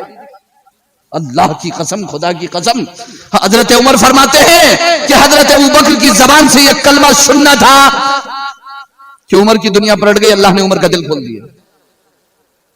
جس کے لیے حضرت ابوبکر کا دل کھولا، میں سمجھ گیا کہ اللہ نے ابوبکر کا دل جہاد کے لیے کھول دیا، اور ابوبکر حق ہیں، سب نے تکبیر کہی۔ پھر ایسے ہی موقع آیا، جمع قرآن کا سلسلہ آیا، جب جمع قرآن کا سلسلہ آیا تو حضرت عمر نے کہا ایسے ایسے قاریوں کی شہادت ہو گئی ہے، اگر ایسی صحابہ جو قرآن کے حافظ ہیں، اگر حاملین قرآن، حافظین قرآن اگر ایسے ہی جنگوں میں شہید ہوتے رہے تو بہت بڑا نقصان ہو جائے گا، ہمارے پاس قرآن کیسے محفوظ رہے گا؟ قرآن تو سینوں میں محفوظ ہے، اور ہمارے پاس الگ الگ جو ہے وہ صحیفوں پہ لکھا ہوا ہے، رسول اللہ صلی اللہ علیہ وسلم نے لکھوایا تھا۔ میں یہاں پر ایک بات کلیئر کر دوں، بالکل واضح، بہت غور سے سننا، کیونکہ ابھی کوئی دن پہلے شیعوں کی طرف سے ہی بہت زیادہ قرآن پر حملہ کیا گیا، وسیم رضوی کی طرف سے، اور بہت بکواس کی گئی اور بہت زیادہ الزام لگائے گئے کہ ابو بکر نے اور عمر نے اور فلاں اور فلاں اور عثمان نے جو ہے وہ قرآن میں رد و بدل کر دیا اور آیتیں بڑھا دی اور 26 آیتیں گزر دی، معاذ اللہ رب العالمین۔ یہاں پر آپ کے لیے میں ایک بات بتا دوں، بہت غور سے سننا، میرا حاصل مطالعہ ہے، بہت ڈھونڈو گے اور بہت زیادہ پڑھو گے تو آپ کو جا کے ساری چیزیں ملیں گی۔ میں ایک بات بتا دوں آپ کو کہ پورا قرآن از اول تا آخر رسول اللہ صلی اللہ علیہ وسلم نے صحابہ کو پڑھ کر سنایا بھی ہے اور لکھوایا بھی ہے، اور صرف لکھوایا ہی نہیں ہے بلکہ لکھوا کر کے چیک بھی خود کیا ہے۔ اور جبریل امین ہر سال رسول اللہ سے قرآن کا دور نکالنے آتے تھے، اور جس سال حضور کا وصال ہوا ہے اس سال 2 مرتبہ قرآن کا دور نکالا ہے۔ اس سے پتہ چلا قرآن میں رمضان میں 2 مرتبہ بھی قرآن سنایا جا سکتا ہے، ہاں 2 مرتبہ دور نکالا رسول اللہ نے اس سال۔ تو از اول تا آخر پورا قرآن حضور نے صحابہ کو لکھوایا ہے، صحابہ نے لکھا ہے، اس لکھے ہوئے کو حضور نے چیک کیا ہے، حضور نے اس کی تصحیح کرائی ہے، حضور ہی کی نگرانی میں از اول تا آخر پورا قرآن لکھا گیا۔ جو آیت جہاں پر ہے وہ حضور کی رکھوائی بھی ہے، جو سورت جہاں پر ہے وہ حضور کی رکھوائی بھی ہے، جو حرف جہاں پر ہے وہ حضور کا رکھوایا ہوا ہے، صحابہ نے کچھ اپنی طرف سے سب رسول اللہ صلی اللہ علیہ وسلم نے کی۔ یہ بات میں نے کیوں بتائی آپ کو؟ کیونکہ جب یہ کہا جاتا ہے نا کہ ابو بکر نے قرآن جمع کیا، حضرت عثمان نے جمع کیا، تو اس سے یہ ذہن جاتا ہے لوگوں کا کہ شاید اللہ کے رسول بغیر جمع کرے قرآن چھوڑ گئے تھے، یعنی قرآن بکھرا ہوا تھا اور کوئی ترتیب نہیں تھی قرآن کی، جو جہاں سے پڑھتا تھا. نہیں، ایسا نہیں. صحابہ الحمد سے والناس تک ہی پورا قرآن پڑھتے تھے، ترتیب وہی تھی. رسول اللہ کے سامنے نماز تراویح ہوئی ہے مسجد نبوی کے اندر، رسول اللہ کے سامنے صحابہ نے نماز تراویح پڑھائی ہے. ابو بکر صدیق اکبر کے زمانے میں تراویح پڑھائی، پورا قرآن الحمد سے والناس تک وہی پڑھا گیا جو ترتیب تھی. ہاں ضرورت کے لحاظ سے کبھی کچھ حصہ نازل ہوا، کبھی کچھ حصہ نازل ہوا، کبھی کچھ حصہ نازل ہوا، لیکن لکھا ویسے ہی گیا جیسے لوح محفوظ میں تھا. کمپائل جمع ویسے ہی ہوا جیسے لوح محفوظ میں، اسی آرڈر میں تھا جس آرڈر میں لوح محفوظ میں تھا، اسی ترتیب پر تھا جس ترتیب پر لوح محفوظ میں تھا. وہ آرڈر بدلا نہیں ہے، وہ ترتیب بدلی نہیں ہے، وہ ترتیب وہی تھی جو لوح محفوظ میں ترتیب تھی. پھر کیا ہے جمع کرنے کا مطلب؟ ابو بکر نے جمع کیا، حضرت عثمان نے جمع کیا، اور حضرت علی کے بارے میں آتا ہے جب حضرت ابو بکر صدیق اکبر کی بیعت ہو رہی تھی تو حضرت علی کے بارے میں کہا جاتا ہے کہ وہ اس وقت قرآن جمع کر رہے تھے. 3 لوگوں کے بارے میں جمع قرآن کا مسئلہ سامنے آتا ہے. حضرت ابو بکر نے بھی جمع کیا، حضرت عثمان نے بھی جمع کیا، حضرت علی کے بارے میں آتا ہے کہ وہ بھی جمع کر رہے تھے، اس میں مصروف تھے، مشغول تھے.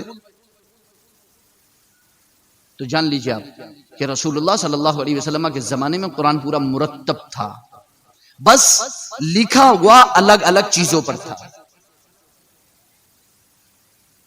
کہیں کھجور کی اس پہ چھال پہ لکھا ہوا تھا، شاخ پہ جو ہوتی چوڑی سی، وہ جو اوپر جا کے ہو جاتی ہے، اور کہیں باریک سفید پتھر پر لکھا ہوا تھا، کہیں کہیں لکھا ہوا تھا. صحابہ کو سب لکھوا دیا تھا اللہ کے رسول نے. اور کاتبان وحی میں زید بن ثابت کاتب وحی ہیں، اور کئی لوگ وحی لکھا کرتے تھے، اور یہ جوان تھے اور بہت اچھا لکھا کرتے تھے، انہیں بہت اچھے سے لکھنا تھا، اور یہ حضور کی وحی لکھا کرتے تھے. تو حضرت عمر نے کہا کہ قرآن کے حافظ شہید ہو رہے ہیں، قرآن کے حفظ کا مسئلہ ہے کہ اسے جو ہے سینوں میں محفوظ ہے اور پوری صحیح قرات کے ساتھ محفوظ ہے، لہذا آپ ایسا کریں کہ سینوں سے بھی اور جو الگ الگ متفرق ہے اس سے بھی جمع کر لیں. یہ مشورہ کس کا تھا؟ یہ مشورہ دینے والے تھے سب سے پہلے امیر المومنین سیدنا ابو بکر سیدنا عمر فاروق اعظم رضی اللہ تعالیٰ عنہ. جب حضرت ابوبکر کو یہ مشورہ دیا تو حضرت ابوبکر صدیق نے ارشاد فرمایا کیف افعل ما لم يفعله رسول اللہ، میں وہ کیسے کروں وہ کام کہ جو رسول اللہ نے نہیں کیا. یہاں ایک بات اور واضح کر دیتا ہوں، جب آپ عید میلاد النبی مناتے ہو، جب آپ جلوس محمدی نکالتے ہو، جب آپ جشن عید میلاد النبی مناتے ہو، جب آپ یہ محرم کے 10 دن کے پروگرام کرتے ہو، تو یہ کہا جاتا ہے کہ یہ سب بدعت ہے. کیوں؟ کیونکہ یہ وہ کام ہے جسے حضور نے نہیں کیا، صحابہ نے نہیں کیا. حضور نے کہیں جشن میلاد نہیں منایا، صحابہ نے کبھی جشن میلاد نہیں منایا. یہ کہہ کر کے کہا جاتا ہے اس لیے یہ بدعت ہے کیونکہ یہ حضور نے نہیں کیا. اس بات کو کلیئر کر دیا تھا امیر المؤمنین ابو بکر صدیق اور امیر المؤمنین عمر فاروق نے. جب حضرت عمر نے کہا کہ جمع کر دیجئے، ابو بکر نے کہا کیف افعل ما لم يفعله رسول اللہ، وہ کام کیسے کروں جسے رسول اللہ نے نہیں کیا. تو حضرت عمر نے جواب دیا تھا کام تو اچھا ہے نا اگرچہ رسول اللہ نے نہیں کیا. ایک واضح جملہ دے دیا کہ کام کا خیر ہونا ضروری ہے، اچھا ہونا ضروری ہے، رسول اللہ کا ہر اچھے کام کو کرنا ضروری نہیں ہے. ضروری نہیں ہے کہ جو اچھا کام رسول اللہ کریں گے ہم وہی کریں گے. کام کا شریعت کے مطابق قرآن و حدیث کے موافق ہونا ضروری ہے، اچھا ہونا ضروری ہے، اس کی اصل اسلام میں ثابت ہونا ضروری ہے، اسلام کی نظر میں اس کا خیر ہونا ضروری ہے. ایسے ایک نہیں بہت سے کام ہیں جو میں آپ کو گنا سکتا ہوں مگر میرا وہ ٹاپک نہیں ہے. حضرت ابوبکر صدیق اکبر نے جمع کیا، وہ جمع قرآن جمع ہو گیا. پھر حضرت عمر رضی اللہ تعالیٰ عنہ کی خلافت کا زمانہ آیا، حضرت عمر کی خلافت بھی ہو گئی. پھر اس کے بعد حضرت ابوبکر صدیق اکبر کا تو انتقال ہو گیا تھا، بیماری کی وجہ سے وصال ہو گیا تھا، لیکن حضرت ابوبکر صدیق اکبر رضی اللہ تعالیٰ عنہ کو شہید کر دیا گیا. یہ شہادت ہوئی رسول اللہ صلی اللہ علیہ وسلم کے بعد، ایسی شہادت جو مسجد نبوی کے اندر ہوئی. خدا کی قسم دل دہلا دینے والی شہادت ہے امیر المؤمنین عمر فاروق اعظم رضی اللہ تعالیٰ عنہ کی یہ شہادت. آپ اس کو کبھی غور کریں. اور کیوں نہ ہوتی شہادت جب اللہ کے رسول احد پہاڑ پر چل رہے تھے تو احد پہاڑ نے تھوڑی سی حرکت کی. تب اللہ کے رسول نے کیا فرمایا؟ اے احد ٹھہر جا، تجھ پر ایک نبی، ایک صدیق اور 2 شہید ہیں.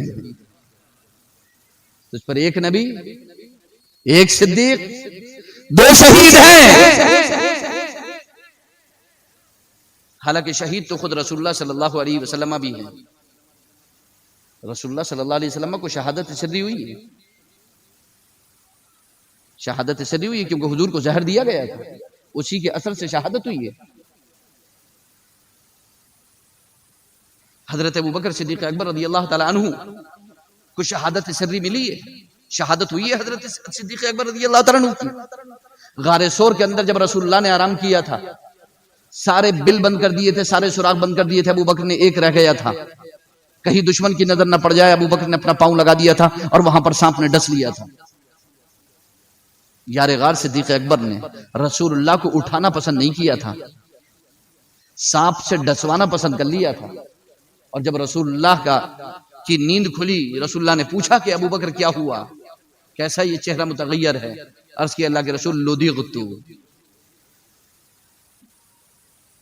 لدغت بأبی انت و امی یا رسول اللہ، اللہ کے رسول میرے ماں باپ آپ پر قربان، مجھے سانپ نے ڈس لیا ہے. رسول اللہ نے لعاب دہن لگا دیا ابوبکر ٹھیک ہے، مگر اثر باقی تھا، اثر باقی تھا، زہر کے کانٹے کا اثر باقی تھا. شہادت سب کو نصیب ہوئی ہے. رسول اللہ کو زہر کا اثر تھا، ابو بکر کو بھی سانپ کے زہر کا اثر تھا، عمر فاروق کی شہادت ہوئی. باقاعدہ زہر میں بجھا ہوا خنجر جناب امیر المؤمنین عمر فاروق رضی اللہ تعالیٰ عنہ کے اندر اتار دیا گیا. تو میں وہ واقعہ آپ کو بتا رہا تھا کہ اللہ، رسول اور مؤمنین آپ کے اعمال کو دیکھتے ہیں. اور کیسے دیکھتے ہیں؟ میں نے کہا تھا اسی سے شروع کر دوں گا میں، حضرت عمر فاروق اعظم کا. کیسے دیکھتے ہیں؟ ایک موقع پر امیر المؤمنین سیدنا ابوبکر صدیق اکبر رضی اللہ تعالیٰ عنہ کی عادت تھی کہ جب انہوں نے خلافت کا زمانہ پایا اور جب انہوں نے خلافت سنبھالی تو بہت خوبیاں تھیں. حضرت ابوبکر کو تو زمانہ ہی بہت کم ملا، اور کم کیا ملا کہ جیسے ہی خلافت سنبھالی صبح سے جنگیں شروع ہو گئیں، پھر لگی گئے، پھر اس میں پورا زمانہ ہی اسی میں نکل گیا. حضرت عمر فاروق اعظم رضی اللہ عنہ کو ذرا ٹائم ملا مدینے میں کوئی سکون، کیونکہ مدینے کو اور آس پاس کو پرسکون کر گئے تھے حضرت ابوبکر صدیق اکبر رضی اللہ تعالیٰ عنہ. تو یہاں سکون تھا، باقی باہر چل رہی تھی جو بھی جنگیں چل رہی تھی. تو حضرت ابوبکر صدیق، حضرت عمر فاروق اعظم کی شان یہ تھی کہ جب آپ خلیفہ بنے تو آپ رات کو گشت کیا کرتے تھے، رات کو گشت کیا کرتے تھے اور رعایا کی، لوگوں کی دیکھ بھالی کے لیے، ان کے حالات جاننے کے لیے، ان کے معاملات جاننے کے لیے، کس کو کیا ضرورت ہے، کس کو کیا حاجت ہے، کس کو کیا پریشانی ہے، نکلتے تھے رات کو. اور ایسے نکل جاتے تھے اکیلے خود ہی، بس ایک خادم ساتھ میں، ہاتھ میں ہمیشہ عصا رہتا تھا، اور نکل جاتے تھے. رات کے سناٹے میں امیر المؤمنین عمر فاروق اعظم رضی اللہ تعالیٰ عنہ نکل گئے. ایک جگہ پہنچے تو بچے کے رونے کی آواز آئی. جا کر کے پوچھا کیا بات ہے، بچہ کیوں رو رہا ہے؟ باپ موجود نہیں گھر پر. ماں نے جواب دیا بھلا ہو امیر المؤمنین کا، بچے کا نفقہ دیا ہی کب ہے؟ بچوں کا نفقہ جاری کرنے والے امیر المؤمنین عمر فاروق، بیت المال سے. بھلا ہو امیر المؤمنین کا دیا ہی کب ہے؟ جو دیا تھا وہ ختم ہو گیا، وہ تو بڑوں کا تھا، بچے کو تو ملے ہی نہیں. کیا ہو رہا ہے؟ کچھ نہیں. چھپانے کی کوشش کہ انہیں دودھ پلا دو نا، کہ دودھ ہوگا اللہ کے بندے تبھی تو پلایا جائے گا، کھانے کے لیے کچھ نہیں ہے، دودھ کہاں سے بنے گا، کیسے پلایا جائے گا؟ خدا کی قسم یہ سنت امیر المؤمنین عمر فاروق اعظم رضی اللہ تعالیٰ عنہ کا کہ بس حالت جو ہے وہ رو رو کر کے زار کر لی اور فرمایا ابھی ٹھہرو، میں تمہارے لیے کچھ لے کر کے آتا ہوں، میں تمہارے لیے کچھ لے کر کے آتا ہوں، کہیں سے کچھ تلاش کر کے. یہ نہیں بتایا کہ میں امیر المؤمنین ہوں، نہ فرمایا میں ابھی لے کے آتا ہوں. فوراً نکلے، رات میں گئے، بیت المال سے کچھ لیا وہاں سے کچھ اناج لیا، اناج لے کر کے خادم سے کہا کہ اسے میری کمر پہ رکھ دے. خادم نے کہا کہ آپ میری کمر پہ رکھ دے، میں لے کے چلتا ہوں. فرمایا قیامت میں تو میرا بوجھ اٹھائے گا؟ رکھ میری کمر پہ ہی سے، میری کمر پہ رکھ اس کو. خادم نے کمر پہ رکھ دیا. وہ تو کچھ کہہ نہیں سکتے اس کے آگے، پھر عمر کی بارگاہ ہے، ٹھیک ہے، زیادہ کچھ، ٹھیک ہے، زیادہ بولنا نہیں ہے، بس جتنا کہہ دیا اتنا بس فائنل ہے، ٹھیک ہے، ہاں زیادہ بولنا نہیں ہے، ٹھیک ہے. ہاں اس لیے شیطان کو بھی پتا تھا کہ یہاں نہیں جانا ہے، ٹھیک ہے، یہ سننے والا شخص نہیں ہے، ٹھیک ہے، یہاں تو معاملہ ختم ہے، یہ تو میری بھی گردن صاف کر دے گا، ٹھیک ہے. ہاں اگر اسلام اور رسول اللہ کے خلاف کچھ بات ہوئی تو بہت مسئلہ ہے، ٹھیک ہے. حق کے لیے ہمیشہ اپنی کمر پہ رکھوایا، پیدل لے کر کے گئے، وہاں لے جا کر کے رکھا. اس کے بعد آگ جلائی، برتن رکھا اور اس میں سے کچھ پکایا، اور پکاتے رہے اور پکا کر کے گرم گرم نکال کے دیتے رہے. بچے نے کھایا، اوروں نے کھایا، پوری فیملی نے کھایا، پورے گھر نے کھایا. بچہ پرسکون ہو گیا، اسے نیند آ گئی، ماں کو بھی سکون ہو گیا، اطمینان ہو گیا. اور اس نے کہا کہ اے اللہ کے بندے، اللہ تمہارا بھلا کرے، اللہ تمہارا بھلا کرے. تو آپ نے جواب ارشاد فرمایا کہ صبح کو امیر المؤمنین کے پاس جانا اور ان کے دربار میں جا کر امیر المؤمنین کی شکایت کرنا کہ آپ نے بچوں کا نفقہ کیوں نہیں دیا ہے، اور وہاں سے تشریف لے آئے. یہ نہیں بتایا کہ امیر المؤمنین میں خود ہوں. فرمایا کہ صبح بھرے دربار میں جا کر کے شکایت کرنا امیر المؤمنین. وہاں سے واپس تشریف لائے. جب واپس تشریف لائے تو تھک گئے تھے، مطلب تھوڑا آرام کے لیے، سانس لینے کے لیے، تھکنے سے مراد تھوڑا آرام کرنے کے لیے ایک دیوار کے سائے میں تشریف فرما ہوئے بیٹھ گئے. علامہ امام فخر الدین رازی نے اس کو بڑے اچھے سے بیان کیا ہے. ایک دیوار کے سائے میں بیٹھ گئے. جیسے ہی دیوار کے سائے میں ٹیک لگا کر کے بیٹھے، ایک درخت بھی تھا اور دیوار تھی، اور وہاں بیٹھ گئے، آرام کر رہے تھے. جس دیوار سے آرام کیا، ٹیک لگائی، اس گھر سے آواز آ رہی تھی کہ بیٹی دودھ میں پانی ملا دے وگرنہ دودھ افن جائے گا. دودھ کی خاصیت ہے کہ پانی ڈال دو گے تو دودھ ٹھہر جائے گا، افنے گا نہیں. تو اندر سے آواز آئی کہ بیٹی دودھ میں پانی ملا دے وگرنہ دودھ افن جائے گا. جواب آیا امیر المؤمنین نے دودھ میں پانی ملانے سے منع کیا ہے. تو اب سمجھ گئے کہ بیٹی اور ماں کے درمیان بات ہو رہی ہے. جب وہ کہہ رہی ہے بیٹی ملا دے، جواب آیا تو بیٹی ہو گئی ہے. جواب آیا کہ امیر المؤمنین نے دودھ میں پانی ملانے سے منع کیا ہے. ماں نے کہا کہ امیر المؤمنین دیکھ تھوڑی رہے ہیں. بیٹی نے جواب دیا امیر المؤمنین کا خدا تو دیکھ رہا ہے. بیٹی نے جواب دیا کہ امیر المؤمنین کا خدا تو دیکھ رہا ہے. اور اسی آیت کریمہ کے تحت امام راضی نے اس واقعے کو بیان کیا ہے، وَقُلِ اعْمَلُوا فَسَيَرَ اللَّهُ عَمَلَكُمْ وَرَسُولُهُ وَالْمُؤْمِنُونَ. اے محبوبہ فرما دیجئے کہ تم عمل کرو، تمہارے عمل کو اللہ بھی دیکھ رہا ہے، رسول بھی اور مومنین بھی.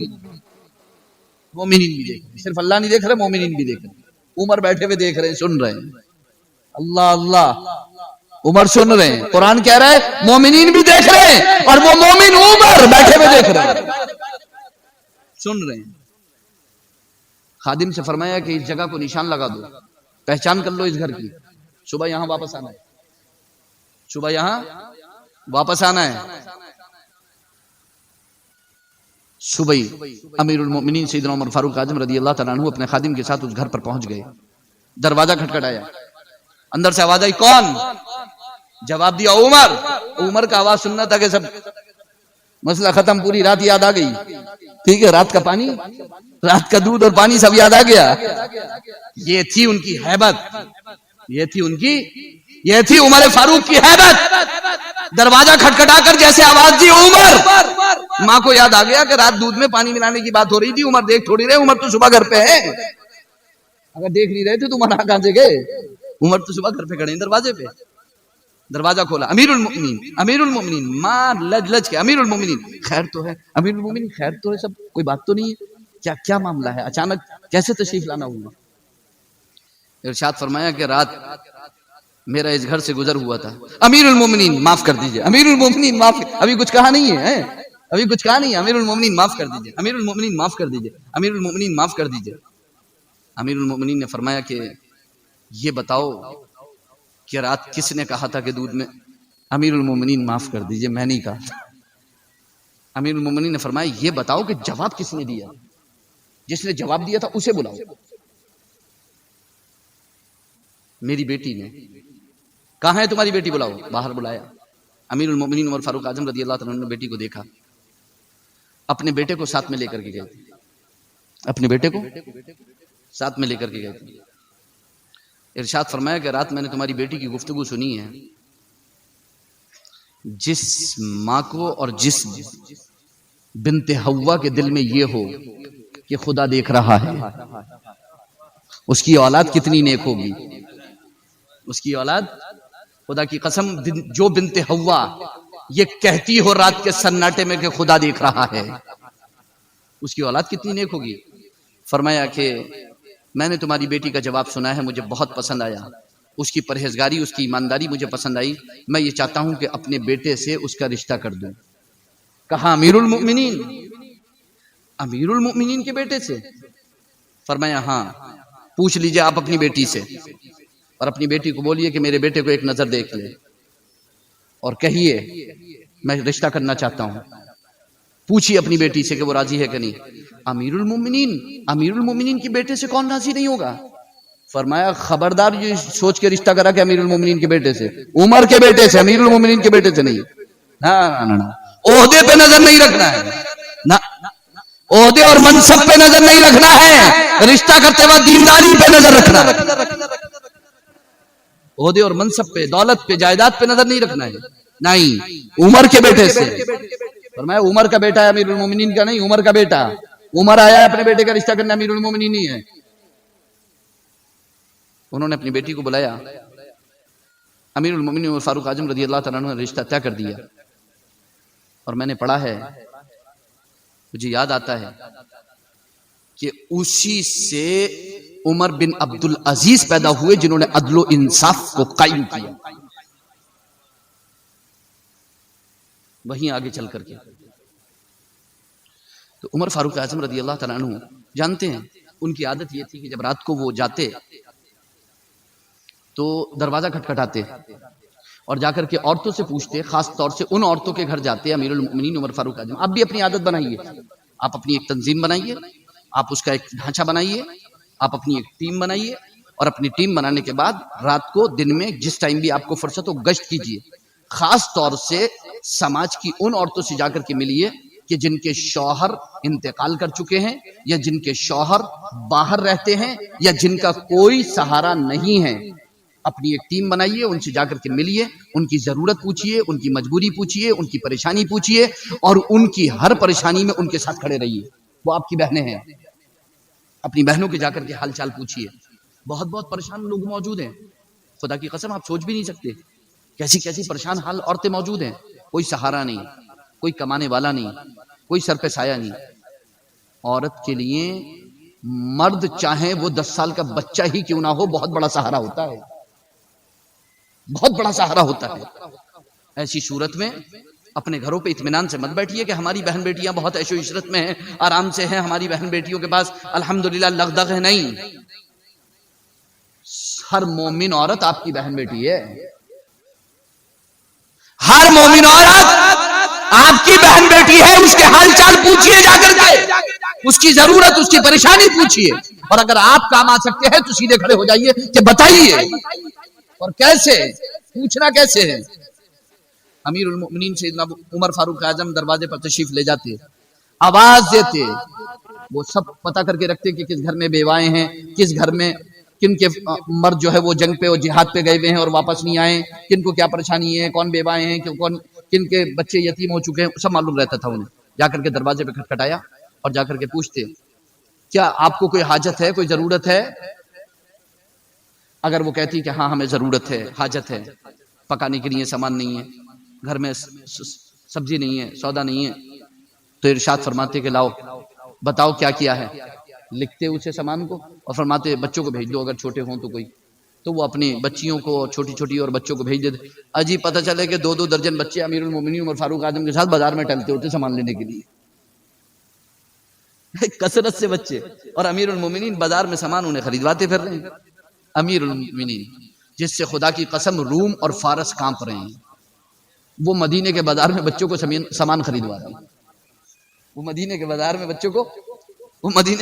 بچوں کو سامان خریدوا رہے ہیں۔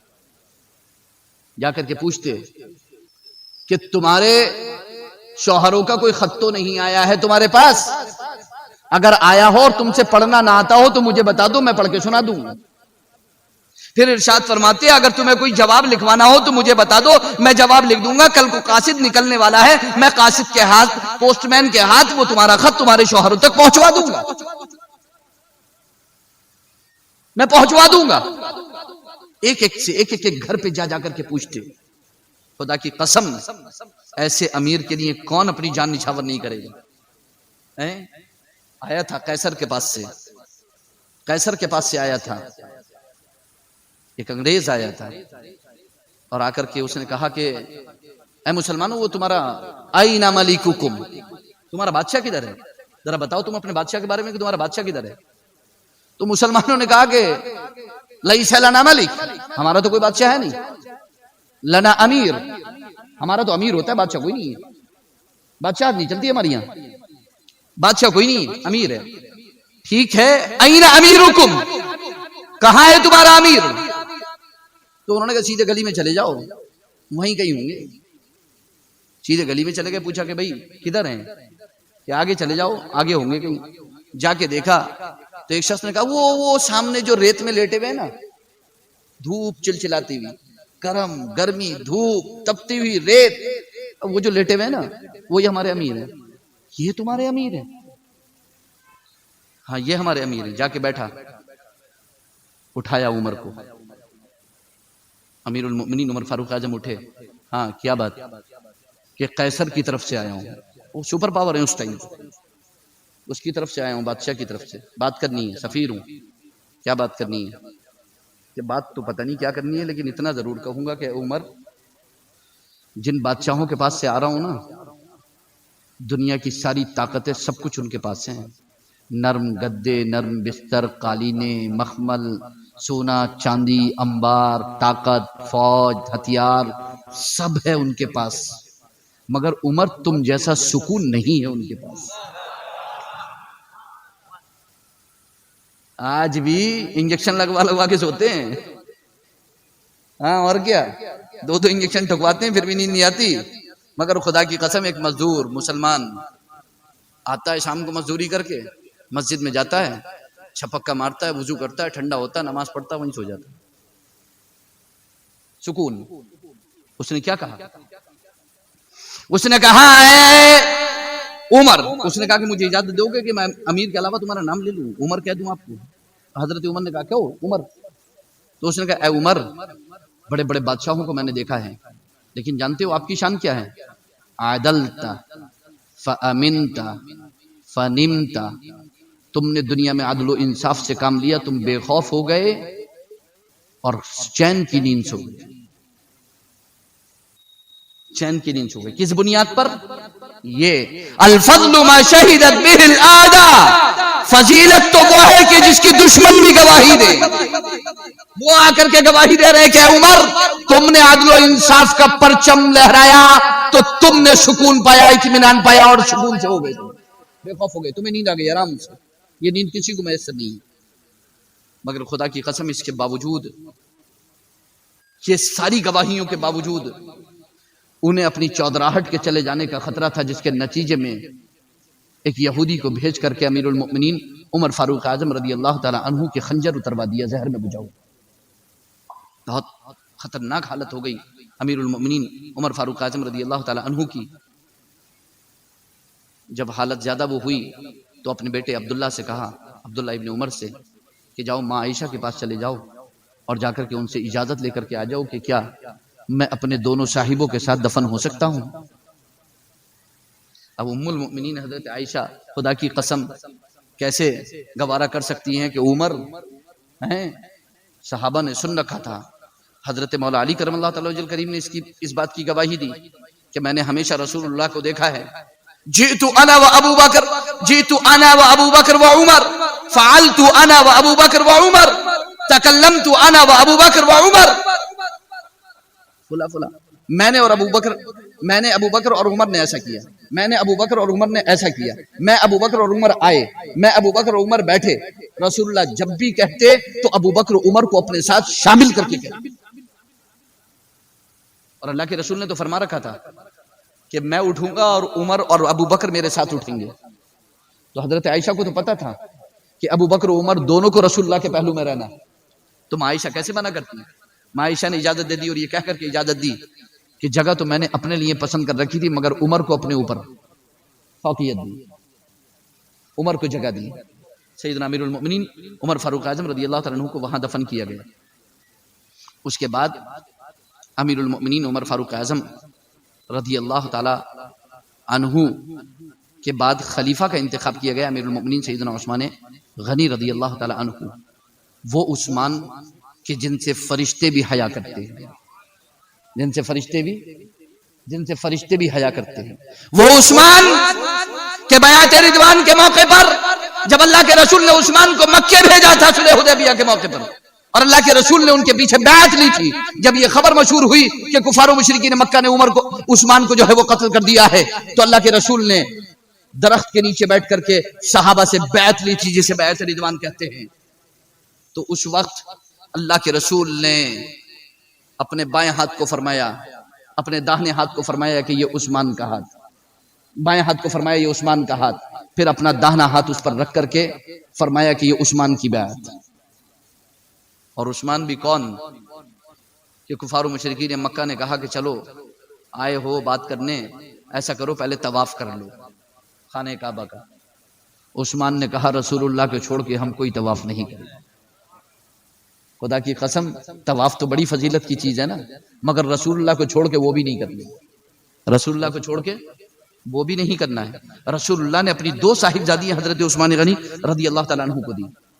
حضرت عثمان غنی رضی اللہ تعالیٰ عنہ نے بہت بہترین طریقے پر خلافت کے امور انجام دیے۔ ابن تیمیہ اور ابن تیمیہ کے ماننے والے، اور بالخصوص ہندوستان کی سرزمین پر ابو العلا مودودی نے اپنی کتاب خلافت و ملوکیت کے اندر جو حضرت عثمان غنی رضی اللہ تعالیٰ عنہ کی خلافت کے سلسلے میں بکواس کیے کہ معاذ اللہ وہ خلافت کے اہل نہیں تھے، خدا کی قسم تم اس بات کے اہل نہیں ہو کہ تم ان کی شانوں میں کچھ بولو بھی، کچھ لکھو بھی، تم قلم بھی اٹھاؤ، تم ان کے بارے میں بات کرو گے جن کے جنتی ہونے کا اعلان رسول اللہ کی زبان سے ہو رہا ہے، جن کی رضا کا اعلان آسمانوں سے ہو رہا ہے، جن سے فرشتے حیا کر رہے ہیں، جن کے بارے میں رسول اللہ صلی اللہ علیہ وسلم کے ایسے فرامین۔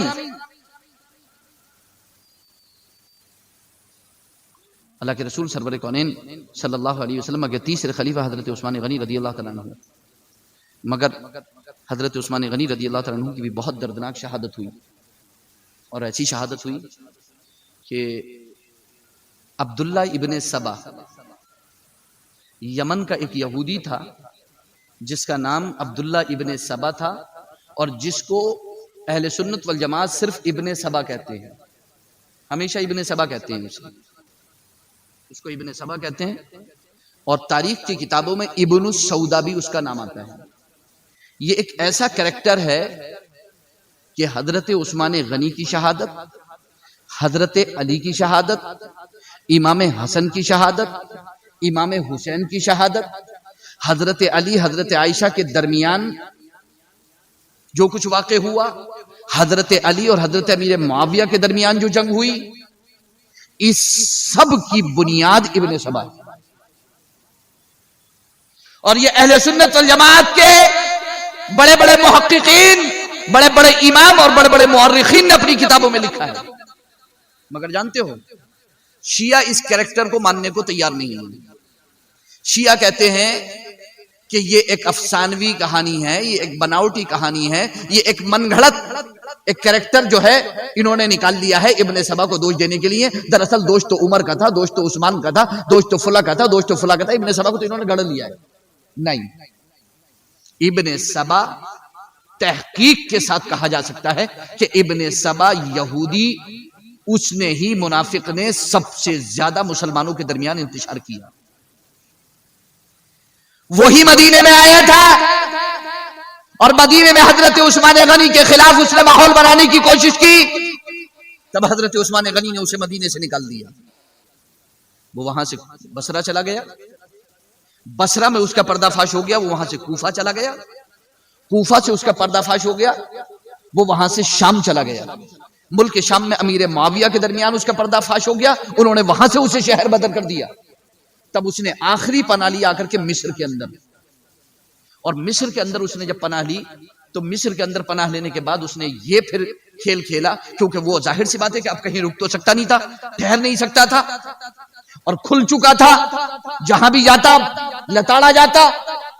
اس نے مصر میں جا کر کے اپنے کو گوشہ گمنامی میں ڈال دیا، خاموش ہو گیا، پردے میں چلا گیا اور پیچھے چلا گیا اور چھپ گیا، اور جو مصر میں اس کے حمایتی تھے خاموشی کے ساتھ ان کو اکٹھا کیا، اور اکٹھا کرنے کے بعد اس نے ایک سلسلہ جاری کیا خطوں کا، خط و کتابت کا، خطوط کا سلسلہ جاری کیا۔ حضرت عثمان غنی کے خلاف خط لکھے مصر والوں کو، حضرت عثمان غنی کے خلاف خط لکھے ملک شام میں حضرت امیر معاویہ کے لیے کہ عثمان ایسے اور عثمانی ایسے، عثمان ایسے اور ان کے وزراء اور حکام ایسے، عمراء ایسے۔ مصر میں بھی خط پہنچائے، شام میں بھی خط پہنچائے، بصرہ میں بھی خط پہنچائے، کوفہ میں بھی خط پہنچائے، اور ان سب جگہ پر حضرت عثمان غنی کی طرف سے پہنچائے، اور حضرت عثمان غنی کے پاس ان سب کی طرف سے ان کے خلاف خط پہنچائے، کرش کر دیے، جھوٹے خط، بہت سارے خط پکڑے بھی گئے۔ آج بھی دنیا کی لائبریریوں میں اصل خطوط موجود ہیں، بہت سارے خط پکڑے گئے، اور وہ خط کتابوں میں گئے نہیں، چھپے ہوئے بھی ہیں، وہ خط موجود ہیں، بہت سارے خطوط پکڑے گئے۔ یہی خط و کتابت جو ہو رہی تھی، اس کی وجہ سے سب سے پہلے جو ایکشن ہوا وہ مصر کی سرزمین سے ہوا حضرت، اور اس نے کہاں پر یہ کام کیا؟ ان لوگوں کو وہ خط پہنچائے، ان عوام کے درمیان اس نے خط پہنچائے جو نیا نیا اسلام لے کر کے آئے تھے، اور جو صحابہ کے اور اہل بیت کے اس مرتبے سے ابھی تک اتنا زیادہ واقف نہیں تھے، ان کی نیت، ان کی اخلاص وغیرہ وغیرہ، ان کی شایع نشان، ان کی صفات عالیہ سے اتنے زیادہ پریچت نہیں تھے، اتنے زیادہ انہیں معلومات نہیں تھی، جو نئے نئے اسلام لائے تھے۔ ان لوگوں کے اندر اس نے سب کے خلاف، حضرت عثمان غنی کے خلاف، حضرت امیر معاویہ کے خلاف، حضرت امیر معاویہ کے خلاف حضرت عثمان غنی کی طرف سے، حضرت عثمان غنی کی طرف خلاف حضرت امیر معاویہ کی طرف سے، اس طرح کے حضرت عمرو بن عاص مصر میں تھے، وہاں سے ان کے خلاف فلا فلا فلا فلا، جو بھی جہاں بھی تھا، سب کے خلاف ایک دوسرے کی طرف سے اس نے خط و کتابت شروع کر دی۔ نتیجہ یہ ہوا کہ چرچائیں ہونے لگی، اور یہ ہونے لگا کہ عثمان غنی جو ہیں وہ خلافت جو ہے وہ اپنے درمیان میں منصب اپنے، کیا اس نے سازش رچی کہ عثمان اپنے لوگوں کو منصب بانٹ رہے ہیں، اپنے لوگوں کو عہدے بانٹ رہے ہیں، اپنے لوگوں کو مال بانٹ رہے ہیں، اپنے لوگوں کو جائیداد بانٹ رہے ہیں، اپنے لوگوں کو جو ہے وہ بڑے بڑے عہدوں پہ رکھ رہے ہیں، اور اپنے ہی درمیان سب کچھ تقسیم کر رہے ہیں۔ تم تو خامہ خامے پڑے ہوئے ہو بیکار میں، تمہیں تو کچھ ہاتھ ہی نہیں آ رہا۔ عثمان نے تو سب بانٹ لیا اپنے خاندان میں، رشتہ داروں میں۔ خدا کی قسم، عثمان غنی کی بات کرتا ہے وہ منافق، وہ یہودی۔ عثمان غنی کے پاس اتنی دولت تھی کہ سب کو خرید سکتے تھے، وہ بانٹ رہے تھے تو پریشانی کیا تھی؟ میں کہہ رہا ہوں اگر بانٹ رہے تھے تو پہلے یہ تو دیکھتا کہ وہ کیا کر رہے تھے، پہلے تو ان پر سب الزام ہے یہ۔ اس کے نتیجے میں کیا ہوا کہ مصر سے ایک قافلہ، ایک وفد امیر المؤمنین سیدنا عثمان غنی رضی اللہ تعالیٰ عنہ کے پاس پہنچ گیا، شکایت لے کر کے مصر میں جو ان کے حکمراں تھے، عمراء تھے، ان کے خلاف۔ مصر میں انہوں نے باتیں ڈال دی تھی کہ دیکھو یہ حضرت عثمان کے وہ ہیں، امیر ہیں، انہوں نے ان کو یہاں پر مقرر کیا ہے، اور یہ ایسا کر رہے ہیں، عثمان کو کوئی فکر نہیں ہے، عثمان ان سے کچھ پوچھتے نہیں، ان کے جو دل میں آتا ہے حلال حرام سب کرتے رہتے ہیں، وغیرہ وغیرہ وغیرہ وغیرہ، اپنی منمانی کرتے رہتے ہیں، ظلم ہو رہے جاتی ہو رہی، کچھ بھی ہو رہی ہے، کچھ بھی جو ہے پرواہ نہیں کرتے، اور جو ہے وہ عثمان کو کوئی فکر ہی نہیں ہے۔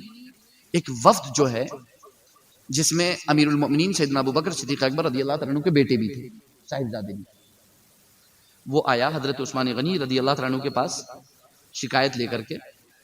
حضرت عثمان غنی رضی اللہ تعالیٰ عنہ نے ان کی شکایت سنی اور اس کا بہت بہترین حل اور جواب ارشاد فرمایا۔ وہ وفد مطمئن ہو کر کے مصر واپس چلا گیا۔ وہ وفد مصر جا ہی رہا تھا کہ راستے میں اس وفد کو ایک خط ملتا ہے، ایک خط بھیجا گیا، اور وہ خط جان بوجھ کر کے پکڑوایا گیا۔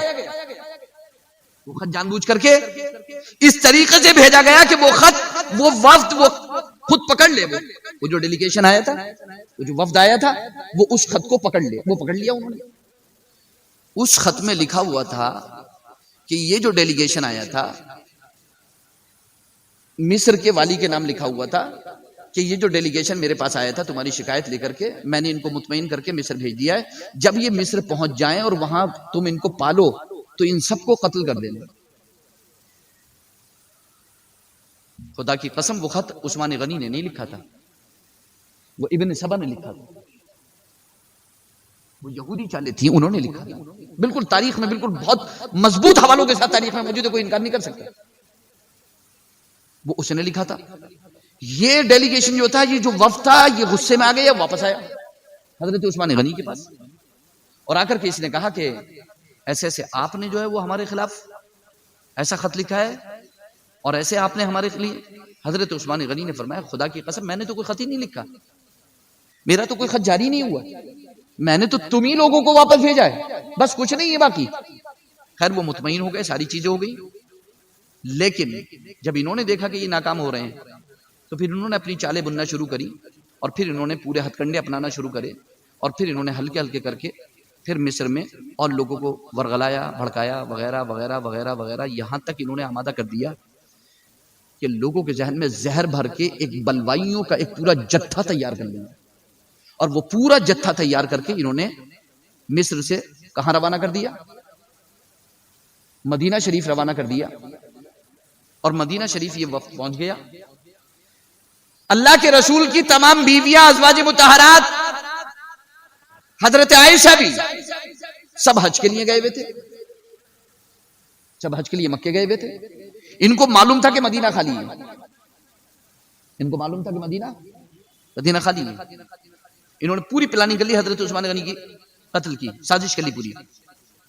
یہ پہنچ گئے، انہوں نے محاصرہ کر لیا، حالانکہ یہ اور پہلے زمانے میں پہنچے تھے، حج کے زمانے سے بہت پہلے پہنچے تھے، انہوں نے محاصرہ کر لیا تھا، اور محاصرہ کرتے کرتے کرتے کرتے وہ حج کا ٹائم آ گیا، اور محاصرہ انہوں نے بہت زیادہ تنگ کر دیا، انہوں نے وہاں محاصرہ کر لیا اور حضرت عثمان غنی کے گھر کا گھیراؤ کر لیا۔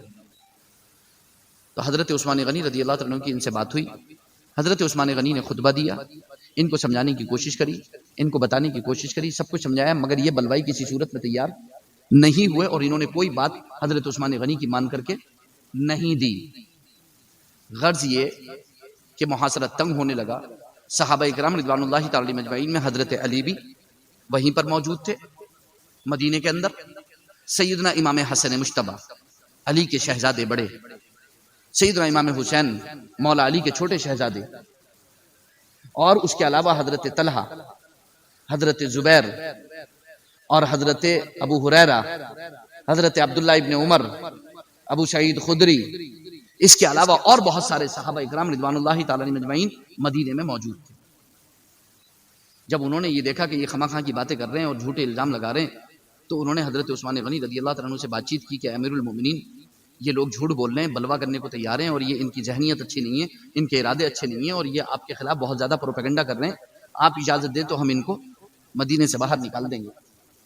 حضرت عثمان غنی رضی اللہ عنہ نے ارشاد فرمایا کہ میں نہیں چاہتا کہ کسی مسلمان کا خون بہے، اور وہ پہلا خلیفہ میں ہی ہوں کہ جس سے خون مسلمان کا بہے، میں پہلا خلیفہ نہیں ہونا چاہتا جو مسلمانوں کا خون بہائے۔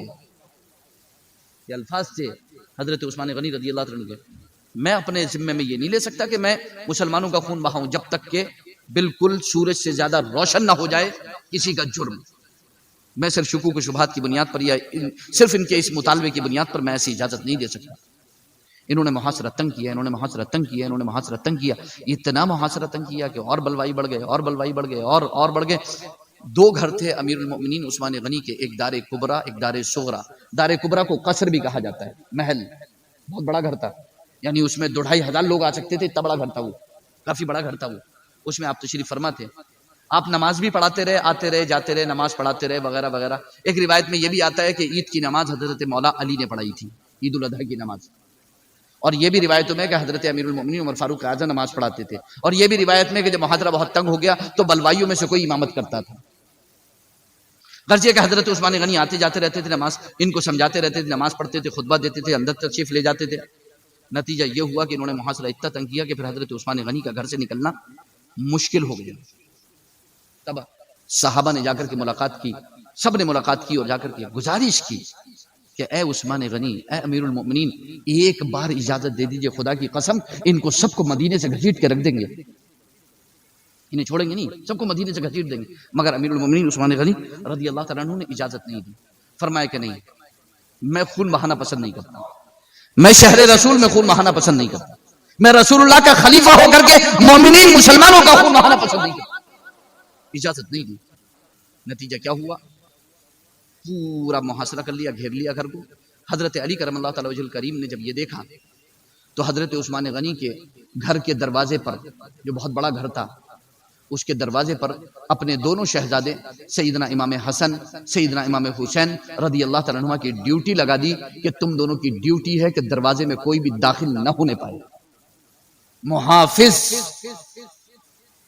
محافظ بنا کر کے کھڑا کرا. کہاں پر؟ عثمان غنی کی چوکھٹ پر, عثمان غنی کے دروازے پر. حسنین کریمین کو, جو نوجوان جنت کے سردار ہیں, ان کو, اور باقی صحابہ. حضرت عبداللہ ابن عمر زرہ پہنے ہوئے, تلوار ہاتھ میں, عبداللہ ابن عمر کے ہاتھ میں تلوار, ابو ہریرہ کے ہاتھ میں تلوار, سب کہہ رہے ہیں. مگر حضرت عثمان غنی نے فرمایا کہ میں تم سے کہتا ہوں کہ یہاں سے ابھی اسی وقت واپس چلے جاؤ, میں کسی کو اجازت نہیں دوں گا تلوار نکالنے. سب اپنے گھروں میں جا کر کے بیٹھ جاؤ, کوئی کچھ نہیں کرے گا میری اجازت کے بغیر. اور ظاہر سی بات ہے کہ امیر کی اجازت کے بغیر کوئی کچھ نہیں کر سکتا تھا, کوئی امیر کے خلاف نہیں جا سکتا تھا. یہ بالکل دستور تھا, یہ قانون تھا کہ امیر کے خلاف نہیں جا سکتے. سب اپنے گھروں پر پہنچ گئے. اچانک سے کچھ بلوائیوں نے کیا کیا کہ پیچھے کی سائیڈ سے امیر المؤمنین سیدنا عثمان ذو النورین کے گھر میں اتر گئے. اترنے والوں میں ایک نام آتا ہے جناب ابو بکر صدیق اکبر رضی اللہ تعالیٰ عنہ کے بیٹے محمد بن ابی بکر کا. یہاں میں آپ کو بہت واضح طور پر بتا دوں کہ حضرت محمد بن ابی بکر, اور خدا کی قسم ابو بکر صدیق کی اولاد میں کسی نے بھی کسی صحابی کو کبھی بھی قتل نہیں کیا, کسی نے کسی پر ظلم نہیں کیا. حضرت ابوبکر صدیق اکبر کی اولاد میں یہ جو الزام لگا رہے ہیں یہاں پر ظلم قتل کا, خدا کی قسم نہیں, کبھی نہیں. اپنے امیر کے خلاف کبھی نہیں گئے. ہاں, وہ ملاقات کرنے ضرور آئے تھے, ملاقات کر کے وہ نکل گئے تھے. اتنی وجہ سے ان کا نام یہاں پر شامل کر دیا گیا. وہ حضرت عثمان غنی کے قتل میں شریک نہیں تھے.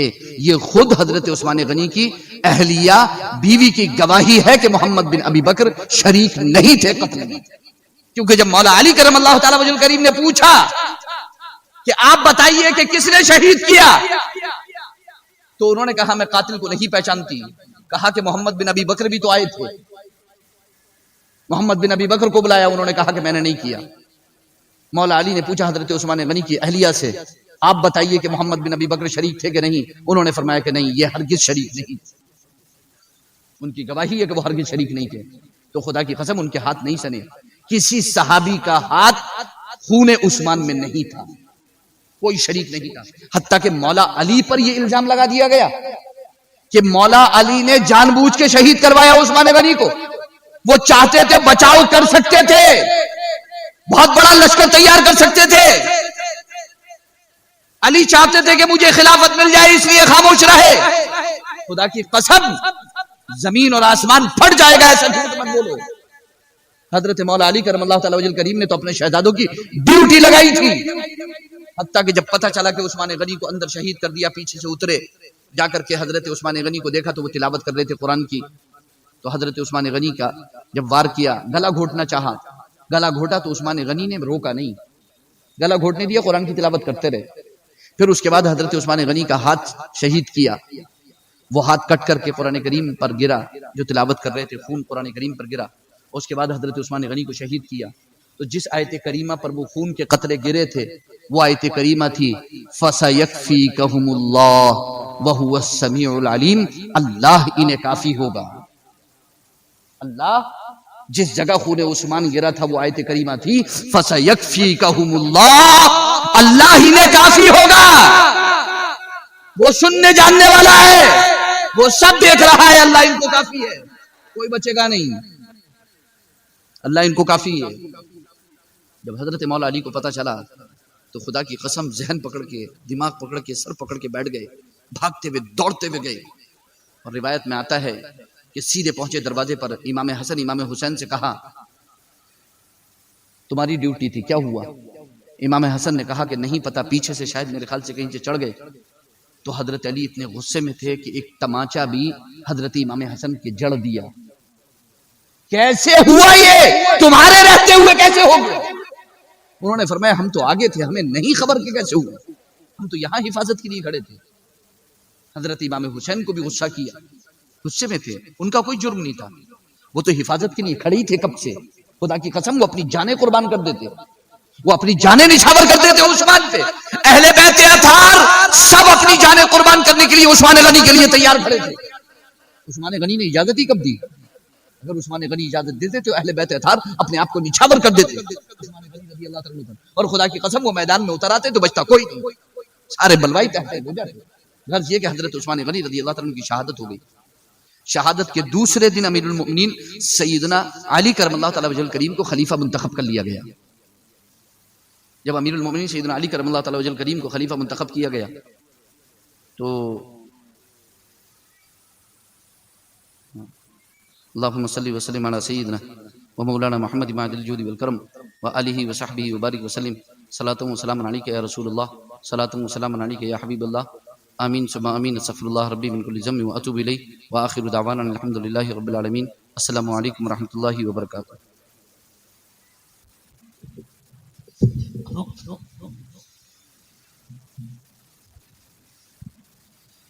جس نے ہم کو دیا ہے خدا کا کلام، جس کا رتبہ ہے اعلیٰ ہے اعلیٰ مقام، جس کی تعریف میں ہے یہ سارا قرآن، جس پہ بھیجے خدا خود درود و سلام، کیوں نہ بھیجے ہم ان پر درود و سلام۔ مصطفیٰ جان رحمت پہ لاکھوں سلام، شمع بز میں ہدایت پہ لاکھوں سلام۔ مصطفیٰ جان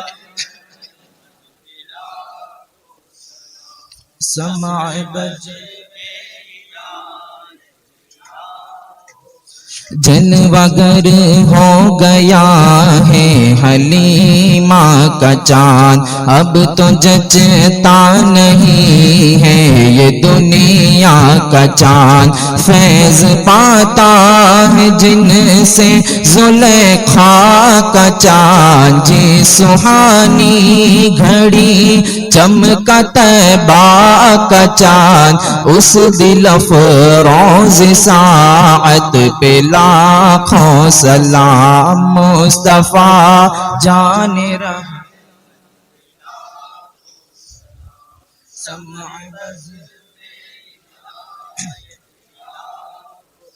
درد دل نام لینے سے ہوتا ہے کم، اس لیے نام آقا کا لیتے ہیں ہم، جھوم کر لکھ رہا ہے رضا کا قلم، شہر یار ارم تاجدار حرم، نوبہار شفاعت پہ لاکھوں سلام۔ مصطفیٰ پہ لاکھوں سلام، سمع بز ڈوبا سورج کسی نے بھی پھیرا نہیں، کوئی مثل ید اللہ بھی دیکھا نہیں، جس کی طاقت کا کوئی ٹھکانہ نہیں، جس کو بارے دو عالم کی پرواہ نہیں، ایسے بازو کی قوت پہ لاکھوں سلام۔ مصطفیٰ جان سمع بز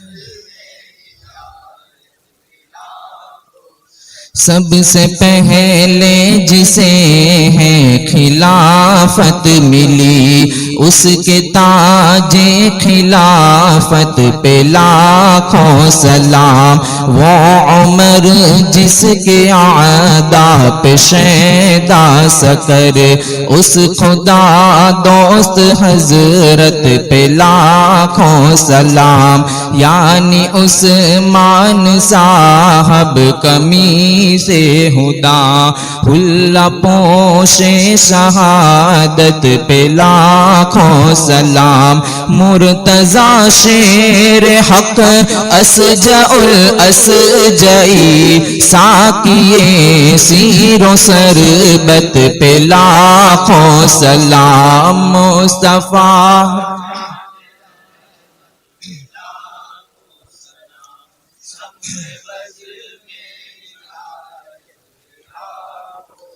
سیدہ طیبہ طاہرہ عابدہ، جان احمد کی راحت پہ لاکھوں سلام۔ وہ حسن مجتبی سید الاسقیاء، راقب دوش عزت پہ لاکھوں سلام۔ جس نے حق کربلا میں ادا کر دیا، اس حسین ابن حیدر، اور جتنے ہیں شہزادے اس شاہ کے، ان سب اہل مکانت پہ لاکھوں سلام۔ مصطفیٰ لاکھوں سلام۔ سمع بجے شافعی مالکی احمد و حنیفہ، چار باغ امامت پہ لاکھوں سلام۔ غوث و خواجہ رضا حامد و مصطفیٰ، اور تاج شریعت پہ لاکھوں سلام۔ ایک میرا ہی رحمت میں دعویٰ نہیں، شاہ کی ساری امت پہ لاکھوں سلام۔ کاش محشر میں جب ان کی آمد ہو، اور بھیج سب ان کی شوقت پہ لاکھوں سلام۔ مصطفیٰ جان